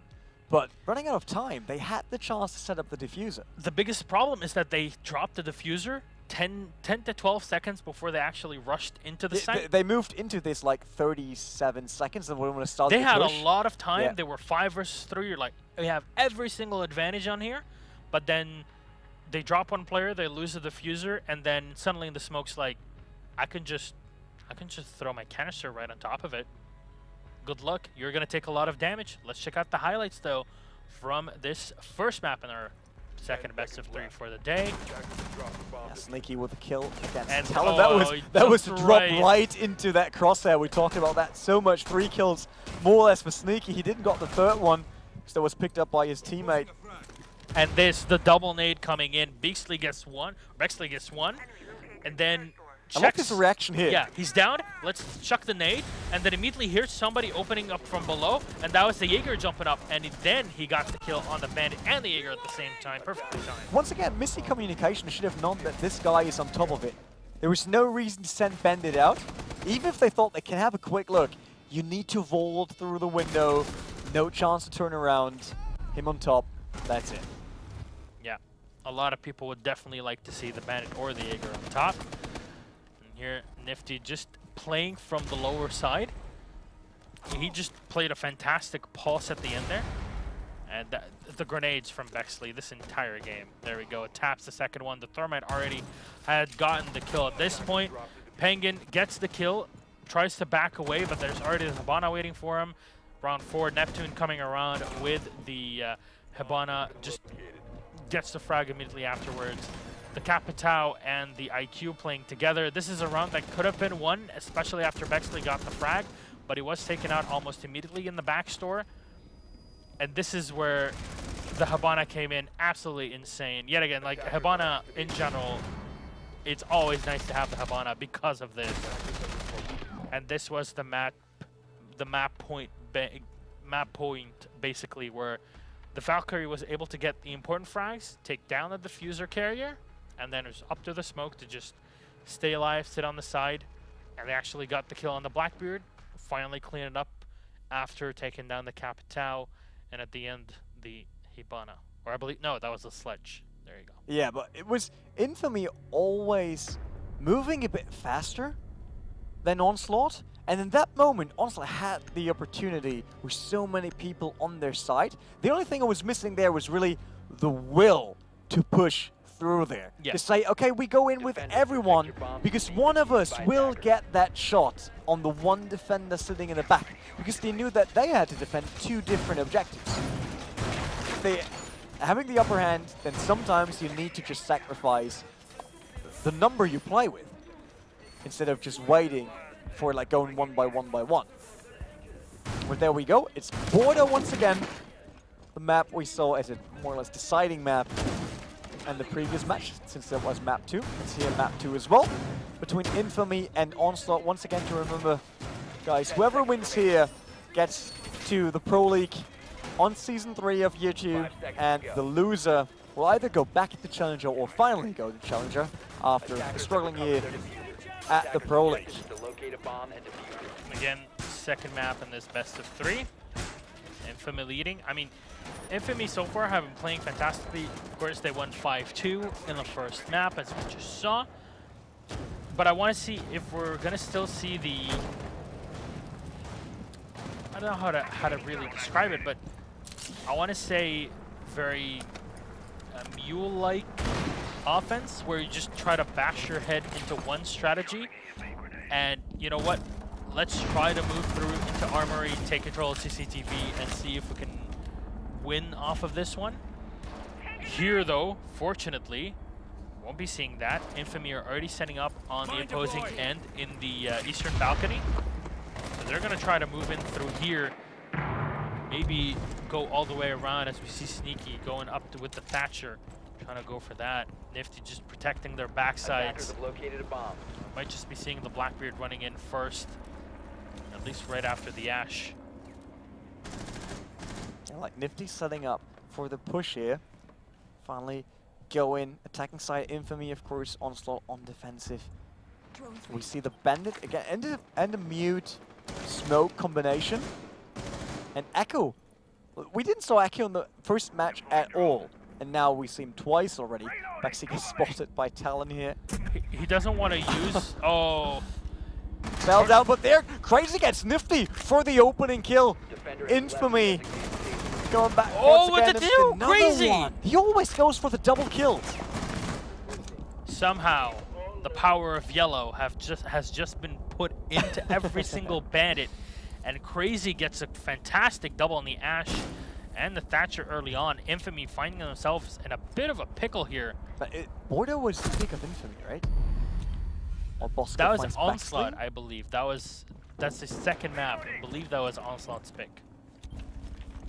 Onslaught was on the left. Onslaught on the picked right. Now, but I mean yes, on our yes. screen. So they should have picked Cafe, with Border being the map of Infamy. This is worse than doing math. Yeah, I just try to remember off my head. I think that's the case, even if you say differently, which is a bold move then, since you're the expert. Here we go! Oh, Crazy went for the third kill, but Neptune. doesn't get it. Neptune finally answering, stopping Crazy's run here in the first round of map 2. Biologics following up with another kill against Dillican. It's a 2v3. But that Hibana is solo on HP. Neptunes can't really do much. They're already waiting for him. Bosco gets skill number 1, cleans up the Thatcher, and now Neptunes with basically no HP gets rushed down with the P226. With the Swiss pistol, he shall be taken out. Just hip fire. There you go. Sometimes it's just about the amount of bullets you can shoot. Yeah. The more lead you can put down range, the better it's gonna be. I'm sure Vets is watching. He's like, yeah, America. Hopefully those rounds have been produced in America as well. I believe all of them are. All ammunition? Yes. Produced in America. Yes. Okay. I mean, I'm not sure because I don't buy weapons that often. Not from America. Yeah, I think you buy a lot more cars than weaponry. Yes, for sure. I never actually shot a weapon. Actually, does this now disqualify me for Pro League? Never shot a weapon? I've only shot a shotgun. Really? Once in my entire life. But it's like I was like 9 years old, and it was a 20 gauge, so it's like a really tiny. But still, it's a weapon. Never used it. 5 seconds. No, it's one day. They actually had I was in Stockholm. A bit of a tangent here. I was in Stockholm a few days ago, and there they actually allow you to like sit behind MG42s, Lati L39 anti-tank rifles. Oh, the big dogs. Finnish big dogs can actually hold an AK-5 rifle, Swedish rifle. It's way too heavy actually, but it's absolutely sick to see this. So if you're ever in Sweden, go definitely check out the Army Museum. But all that aside, because we're gun nuts to some extent, hashtag Hail Gun Jesus. Neptunes is on the Bandit here, and this is going to be the defense for Infamy after losing out the first round. I mean, they lost 2 players to the Bandit. That Crazy, I mean, how do you even calculate for Crazy going insane like that on CCTV? No one's expecting him pushing out that far. Like, first kill, okay, back off, lay down. They're on the defensive side, but Crazy was just like, why should I wait? I get another one. There we go, Neptunes with Bandit once again. Talon on Hibana. Still waiting on the outside. Not really decided yet where they want to go. Over the desk with the drone. We see a mirror and echo setup on side of Infamy. Infamy, of course, they won map number 1. It's not that hard on them to lose the first round. They're the Pro League team. I'm pretty sure they want to end this in like 2-0 fashion. But for that, they need to overcome Onslaught now, which looks pretty strong on border. That's why I still think it's Infamy's pick, which will be even worse for Infamy then, to get beaten on their own map. Some openings already, but yet there was no peeking around Yeah, they're just going to try to open up the reinforced wall in here, but they haven't thrown in an EMP, so the Bandit is going to be able to at least remove one of them here. Talon's going to get to take it out immediately to the head, and so the Habana has been taken out. The drone is right below him, finally going to be able to take that one out, but Habana still had one more Kairos shot, and she basically is a lot of fragging ability that has been taken down. Checks her welcome map below, not going to find any of that. Daptube speaks in, and quickly, well, decently quickly, Crazy jumps onto him, gets the kill. Oh my god, what is going on? Both pistols have been picked up. The M45 there, the Browning, will finish things off as the Ash, Crazy, is so low on HP. Remember, the Mira has taken a lot of damage as well, so Biologic has to be very good. Oh my god, he is solo there. It's just Crazy on fire once again. Well, he tries to stay alive. There's not much left for him. Delican walking around, just changing now. 10 seconds remaining. Yeah, Nifty and Sneaky, they're not really in the best setup currently, as they don't have any clear look at B, but they still have Biologics underneath. Roscoe gets another kill against Nifty, and Defender's winning. Run out of time. Not enough ran out of time. That was sad, actually. Great setup, great opening. Basically, the Echo Drone, if you saw, we saw the Echo Drone for just a sec. He was sat right above in that side of the wall, side of the ceiling, and when they ran in, they didn't know that there was an Echo on the defense, so they couldn't really expect that Yokai to be up there and then take it out before they go for the plant, which is why as soon as the Thatcher went for it, well, he was a second away from actually getting the plant down. Echo is just waiting for it, Yokai them, and you're basically done at that point because no more time, last 20-second push, and doesn't really work out, even after a very awkward engage between the Ash and the Bandit. I guess there was not even time in it to get rid of the drum, because it wouldn't have helped. They knew already what was happening, even if they would have taken down Echo's drone. Yeah, but I mean, you could have had the smoke throwing some extra canister from the back, but even then, you still lose time. You lose too much time. 10 seconds left before insertion. Yeah, but also you're already going for the defuse. Even if you lose the thermite at the end there, you're kind of like, yeah, well, at least have the diffuser down, you know?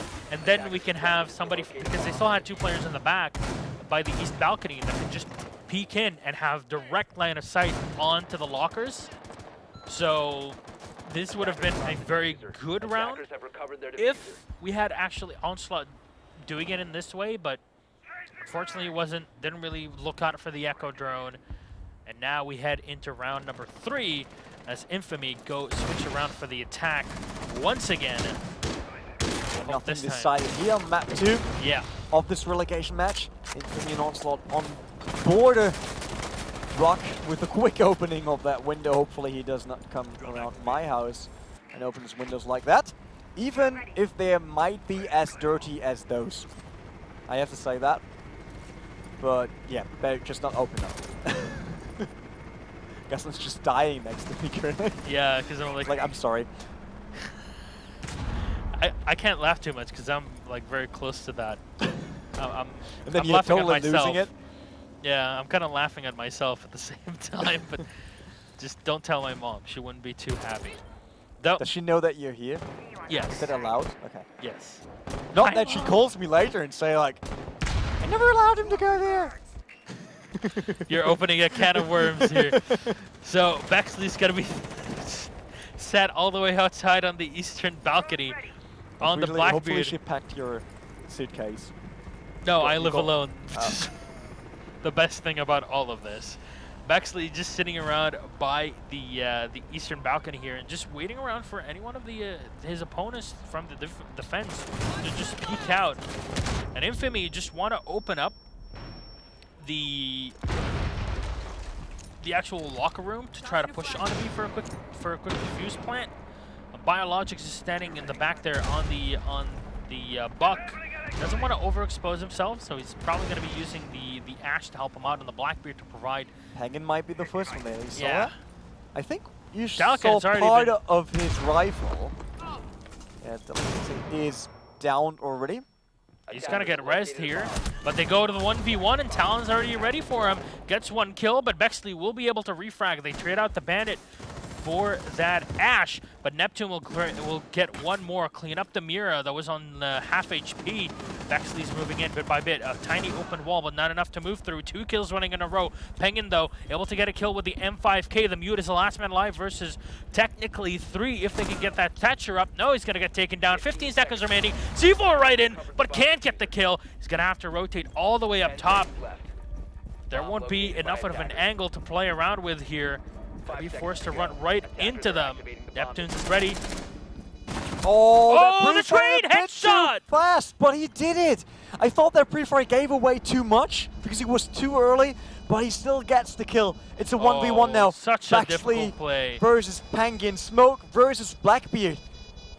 Is that going in favor of Infamy or Onslaught? Mute nearly down to 50 HP.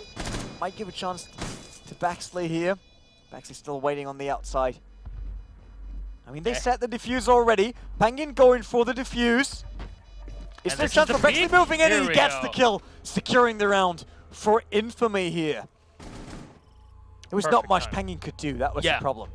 The plant was perfectly done for the Blackbeard in this spot, and like a vaulting Blackbeard jumping into you at full HP, that is not a nice sight to see. Let's just say that. If you're especially trying to defuse or take down that diffuser at the end there, break it down. But round number 4 is upon us. Yeah, Ventilation and Workshop currently. It's Infamy leading this, but not by much. Attackers need to locate 2-1 so far here on round 4. We just quickly changed teams. Continuum just went back. Oh, sorry, Continuum, you're not in Pro League anymore. You just got to relegation. Yeah, Troy Canadians probably watching us like, wait, what? Wait, are we? I'm not even connected to so that's not fair. So, Continuum got a completely new roster. They picked up Nifty, Baxley, Neptunes, Sneaky, and Biologic in just a second. Yeah, producer's not going to like us too much after all of this. Let's just say Fastest trade in all of esports history. Yeah. Picking up a whole squad in just a second. No, I don't want to blame production at all. That's a very hard job, let's be honest. I was watching that for some of the big events. That's a lot of stress. Yeah. For sometimes more than 14 hours a day. So, thanks for the guys in the background doing all the stuff for us, doing all the graphics. Tell us now what's up next. Of course, big thanks to our spectator, Marciu, who's actually doing a pretty darn sick job. We're pretty used to him so far. But, you know, it's sometimes a thankless job. Oh, I saw the kill by Penguin already. It's like, if he's doing that, he will be so lucky. But no, unfortunately, no kill for Onslaught so far. Crazy starting the round. He's looking for his first kill on Ash. And we know if he starts just run hot, there's no easy stopping him. Could be 2 kills, could be 3, could even be 4. But for that, he needs that clean start. He needs to have a good one. Hang in with the first flashbang, but there's no one to really watch. Peeing in, Crazy now moving in onto Nifty. And Penguin just around the corner, he does not know yet. There's the mirror, of course, but Legend might see him already. Now he's moving around, the corner's just crouching behind the door. There's Biologic, but no clean line of sight for him. That needs to get rid of the barbed wire. But Nifty's just raiding around the corner. Talon finds Nifty, getting rid of him before Crazy has to do it. But Crazy falls to Neptunes. I didn't even know where Neptunes was. He was down there. Okay. Talon in the back still waiting. 4v4. Not a lot of damage. There was a bit of damage on the Thermite. That's pretty much it. No, he runs in with a bearing, and now he's going to get dropped by Sneaky. Biologic with one as well to take down Bosco. And leaves Penguin and their friendly Thatcher Dalican try and push in. The Mira with that 45 is your perfect counter versus the Blackbeard, because you can just spray in and get the kill. And that is a fantastic castle reinforced entryway. Oh, there's the chance to get another one, but Logic gets Dilicent instead of... Oh, he taps in sneaky. Nicely done. Just sitting in the back of the armory. Now gotta get flashed by the Blackbeard. Turns it on at the last second, waiting for him. He sees the flashbang actually being thrown out and saves his teammate, the Mira, before she gets shot down. And what a round at the end there. This is now 3-1. But that's how we saw it map 1 as well. And then Onslaught came back.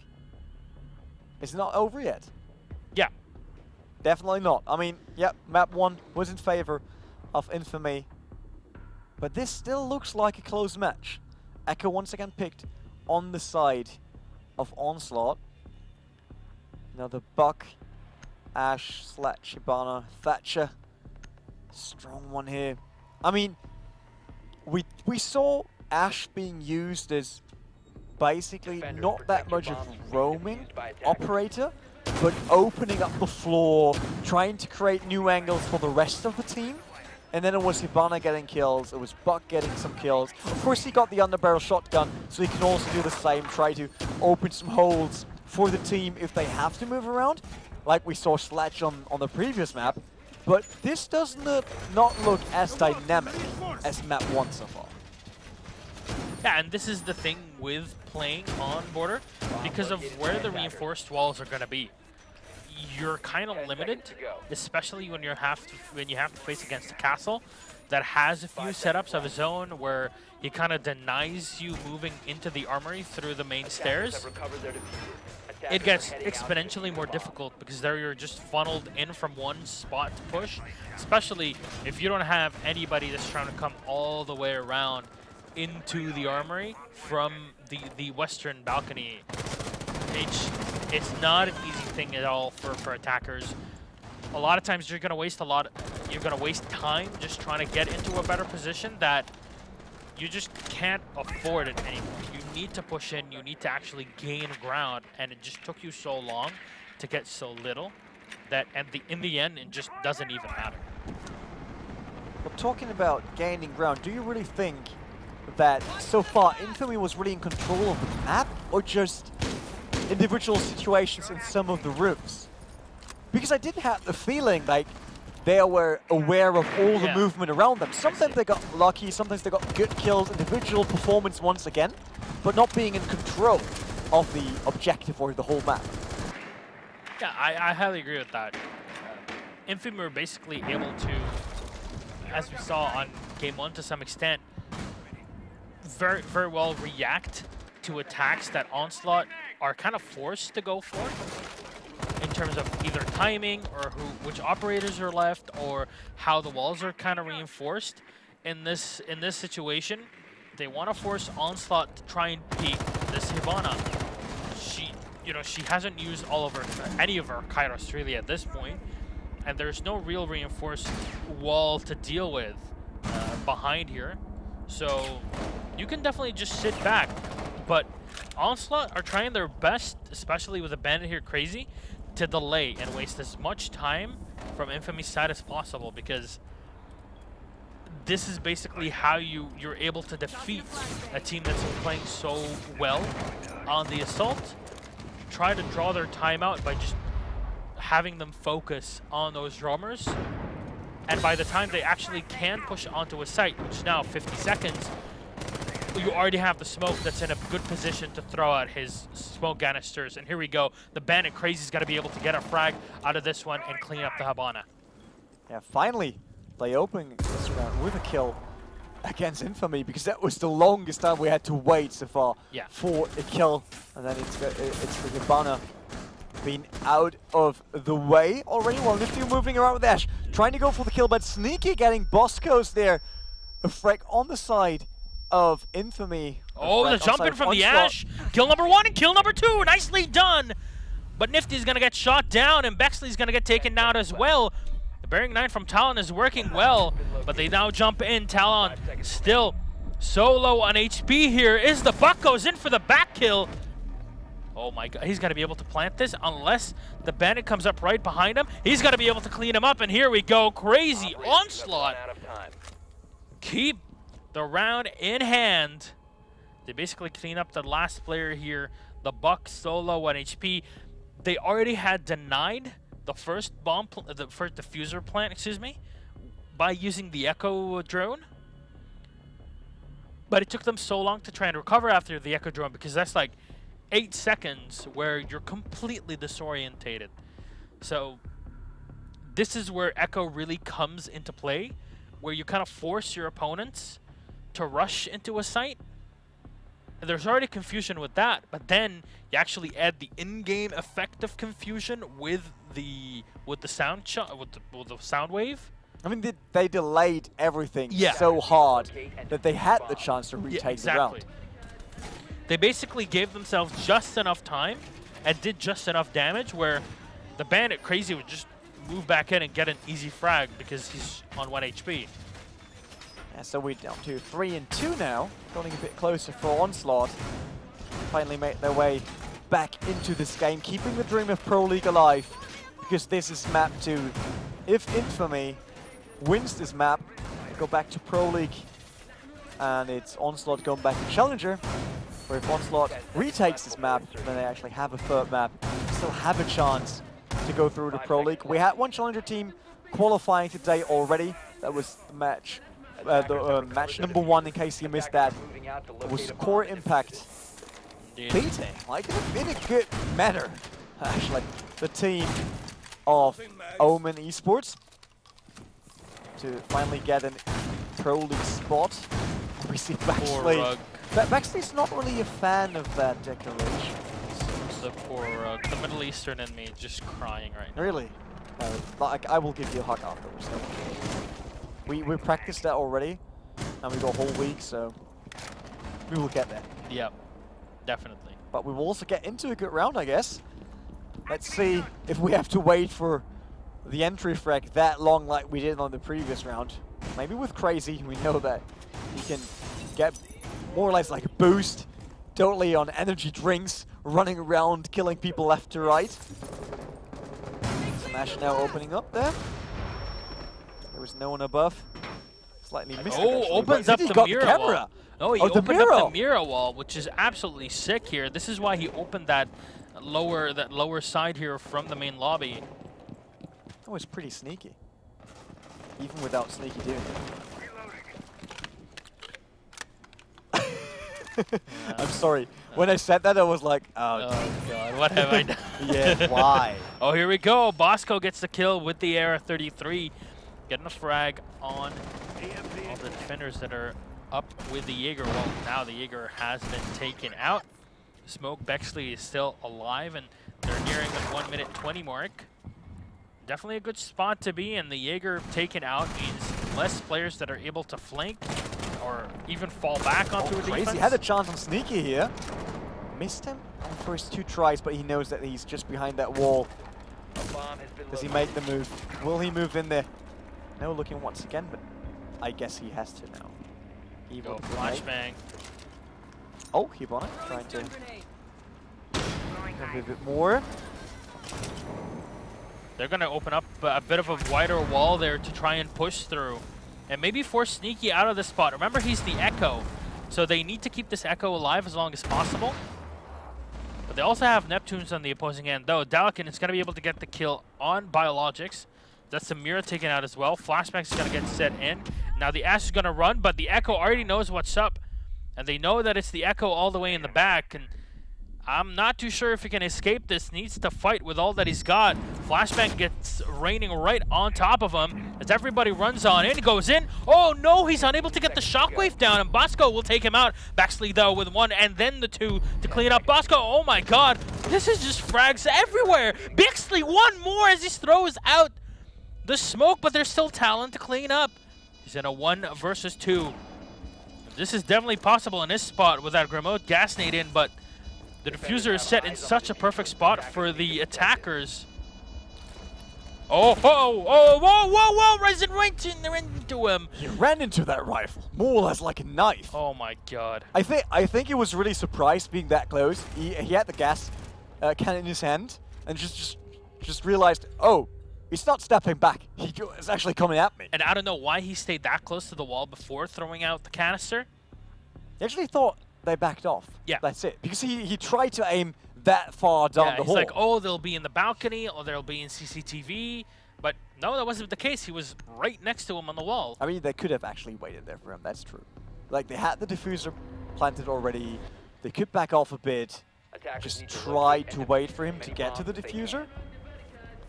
But they didn't. They were just waiting for him right after the wall, and that was a bit of a surprise for Bexley. But hey, it's 3-3. This map is contested. Yeah, it's getting pretty tight. I have to say, we had our first matchup, and Border was just as tight as it is here. Seems like everyone is good at this map. It is an extremely often played map alongside Oregon, so I'm not too surprised that a lot of teams are very comfortable playing on Border. So Ash, Blackbeard, Hibana, Thatcher, and a Buck now being picked up for Infamy in round number 7, and Onslaught on the defense. They're going to go for a mute, so no smoke here. Only a mute to play around with. So it's all going to be about denying info with the mute and then getting as much as possible out of it with the pulse. I want to see how they try to actually use that kind of combo alongside. I mean, it seems like everyone went away from the IQ pick. We started early. Yeah. Never again. They Since kind of... then, no Twitch. We didn't saw Twitch very often in this matchup as well. I mean, they kind of realized, like, we could... if you don't get the maximum out of the utilities or the abilities of your operators, you might as well, you know, just change them, you know? Why not? Very flexible. You can try things out. But not there. Moving around here, just opening the wall everywhere, left and right. Nifty just waiting in the background. Oh, he still has his original drone. Surprised me a bit that they didn't count that. There's another one. Delican just waiting behind that. Tello moving around. Seems like they swap position once again. Rotate a bit at least after they had the movement of the attacking team on the outside. But Logic repelling to the roof once again, switching over to the completely different side, west side now of the building. Nope, so going down north. Wow. Sick parkour from the Buck, definitely a Canadian. He's gonna go for the quick reload. Might just try to jump in after checking out with the drone, but Bosco and the Jaeger is right in front here. Are ready for his opponents to jump in. They're going to be delayed with a barbed wire. Very smart. Oh no, I thought he would not shoot the drone just to avoid being spotted. Yes, but I actually thought he saw Nifty already when Nifty was dropping. You could hear it, and you might have even saw that one. Because he was a bit more on the left. He was leaning to the left as well at that moment. So I thought he might spot it, Nifty. But Nifty still waiting with Biologic on the outside. But they also know that there is someone since he destroyed that drone. But nothing happened so far. Still 5v5. 37 seconds to go. No one wants to die in this one. Definitely. And this is Tello might fall to Neptune, but it got away. Fortunately for him. No, Neptune's not even going for that. But then Bexley gets Delican. Nifty falling right after. Talon trying to get in between there. But it's Bexley with a second kill. And then finally Pangin finds him. Biologic's immediately going for the plant. And the C4 is not going to hit there, unfortunately, for Crazy, or Crazy, if you will. He's going to have to fall back. And now it's Mute Pulse for a retake against Hibana, Thatcher, and Buck. It's going to be extremely difficult, especially with that plant position. Oh, sneaky. No, he gets dropped. That was surprising here, but it's Crazy once again, and that guy can do this. That guy can turn it around. If he moves in now, no, falls to Neptune's, just answering right away, we're not doing that. Pangin going in onto Neptune. Neptune with a double kill to close that round. Trident's out, and Neptune's right in the wave. Gets the final couple frags, cleans. Can I write that one down? That was pretty good. Wait. Yeah, there you go. Someone get me a pen, please. Oh, you got one, yeah, I know. I came in prepared. No, I have one. There's mine. I know. It's all the way on the side. You guys couldn't see it because we have magic here on our desk. Yeah, we have everything. The Rainbow Six desk is literally made out of magic. Magic holds sometimes, but Yeah, this is from the strefs. I'm Is that pretty when sure you- this is like kicks like, oh my god, this is such a close game. I thought that was you. No. Like there's like, as you don't see that, there are scratches in the surface of the desk. I thought that was you while like being afraid that the challenger team might not make it in overtime. So I thought you did that. But yeah, of course, I'm always blame confident. kicks always go that route. It's never you. That's No, fine. it's like when you're so passionate about what's going on, especially during these Pro League games, like if I were I did him, hilarious out of- things while casting already. I threw things You're around. really- For real. Like a controller in a studio. I didn't kill anyone, I didn't hit anyone, but it was just, Oh, darn. it was great. It was a 1v1 to close the championship. In the final. Sounds like a lot of fun. Oh yeah, it was. Attackers Maybe recovered production the can send me a mouse here to throw at someone. located a bomb and defuse it. So, Infamy on what can possibly be Last round. the last round of this map and in the match in general. They're on the defense, and in general speaking, being on the defense has been a very big thing for teams to be able to exploit. Not so much in this matchup. At least that's my feeling. In the previous one, it was all about defense. If this will be the same set, I would say, oh, that's it. Infamy will just win. But on this match, sometimes I'm not even sure if teams know if they're attacker or defender. They're just going at each other. It's not blaming. It's not about blaming. It's I just can tell how they you. set up the attack. I wish we were casting Latin American Pro League, because there I saw Gohan running in, and it's basically defense basement like laundry on Oregon, and he was an Ashe on the attack, and somehow the Ashe was sat behind the mirror wall in the laundry somehow. Yeah, and it's very odd. It's like, what is Changing this? positions. Yeah, it's so odd, but won't have any of that here, at least not for now. Ooh, Bosco going in for the quick peek, takes down the Mira. Fantastic early on. Neptunes, the savior from the previous round, will get taken out here. No, not that much damage yet. No damage at all on the side of Onslaught. That's something Infamy does not want to hear at all. Taking down the drone from Onslaught. But Infamy needs the answer. There's Nifty also found down to Bosco. Defense seems not to be C4. strong No, that the far. C4! Crazy got another one. C4 dropped on his own feet. Oh, he didn't launch that. That was pretty good. Oh my god, that was Biologics so and Baxley. That's Castle and Vel on the side of defensive. We talked about defensive not being that strong in this A bomb matchup has now. been located. It This is seems just like it a is the quick case. rush. Crazy falls to Baxley. Easy kill here. From the back, Biologic takes tail as well. Is it? Oh no, it's not a 2v2 yet. It's a 2v3. But it's a Thatcher that's nearly out. It's now out of game. There falls the Blackbird. There we go. Nearly a triple kill, but it's Baxley winning the round for them. Winning the match. Winning the spot for Pro League with that one last kill. Actually, I was going all the way hype already for that triple kill. I'm so sorry. I was like, yeah, that's it. They ending it with a triple kill. That was absolutely insane, and you see the pulse. Super happy there at the end. It's like, ha ha ha, we won. That looked like your smile after the Challengers qualified. 10-4 for Bexley. Absolutely insane. Congratulations going off between all the players. This is the fighting spirit. It's absolutely insane. So now we have Infamy retaining the spot in the Pro League. And then we also have one team moving on from the Challenger League to the Pro League. So let's check out the highlights of this matchup. My heartbeat is still like... Really, I was waiting for the triple kill. Well, that's fine. Yeah, let's we didn't have Let's any- see Crazy going crazy. Yes. He had a lot of highlights at this map especially. Previous one was good as well, but this one was just awesome. This Off the hook. fantastic positioning for the plant here on the Blackbeard.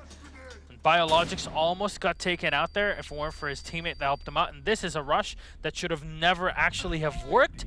The Mute and the Smoke were taken down. The Bandit here, the end though, Crazy was pretty good on HB, went in for the final kill. Bexley, this is basically where Bosco absolutely destroyed the opposing team. The C4 that failed, Nifty he totally threw it out of position. Look but at that. Yeah, that C4 was great. moving that was absolutely insane, too fast right? back He onto. throws it right onto the wall itself, right in front of him, and it's a good thing he didn't blow himself up. But it worked perfectly for them at the end because the Valkyrie was able to land the final couple kills. Yeah. They had a castle as well. They got a couple of their own. But I was just so surprised with Nifty being out of position Yeah. by that much. Because he was looking in a totally different direction, then saw the first shots and was like, wait, someone moved around? And that surprised me a bit. I actually thought they got it under control, but that's it. Relegation for North America is in the books. We said that already. One challenger team went through. So it's Core Impact moving up to the Pro League with Omen Esports going down the challenger. And in this match, it's the other way around. Pro League team stays. So Infamy stays with us in the Pro League. And it's Onslaught once again going back to challenger. Maybe challenging the spot next time after Season 3.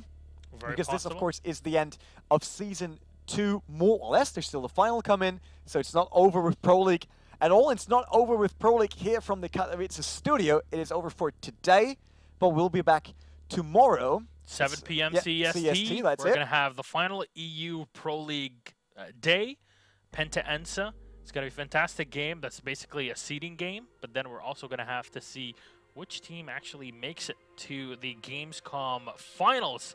And then on Thursday, we'll be back for some even more relegations, this time for EU. So from the bottom of our hearts, thank you for living through with us this evening. Thank you all for watching from the Americans and from anywhere around the world. We love you. Goodbye.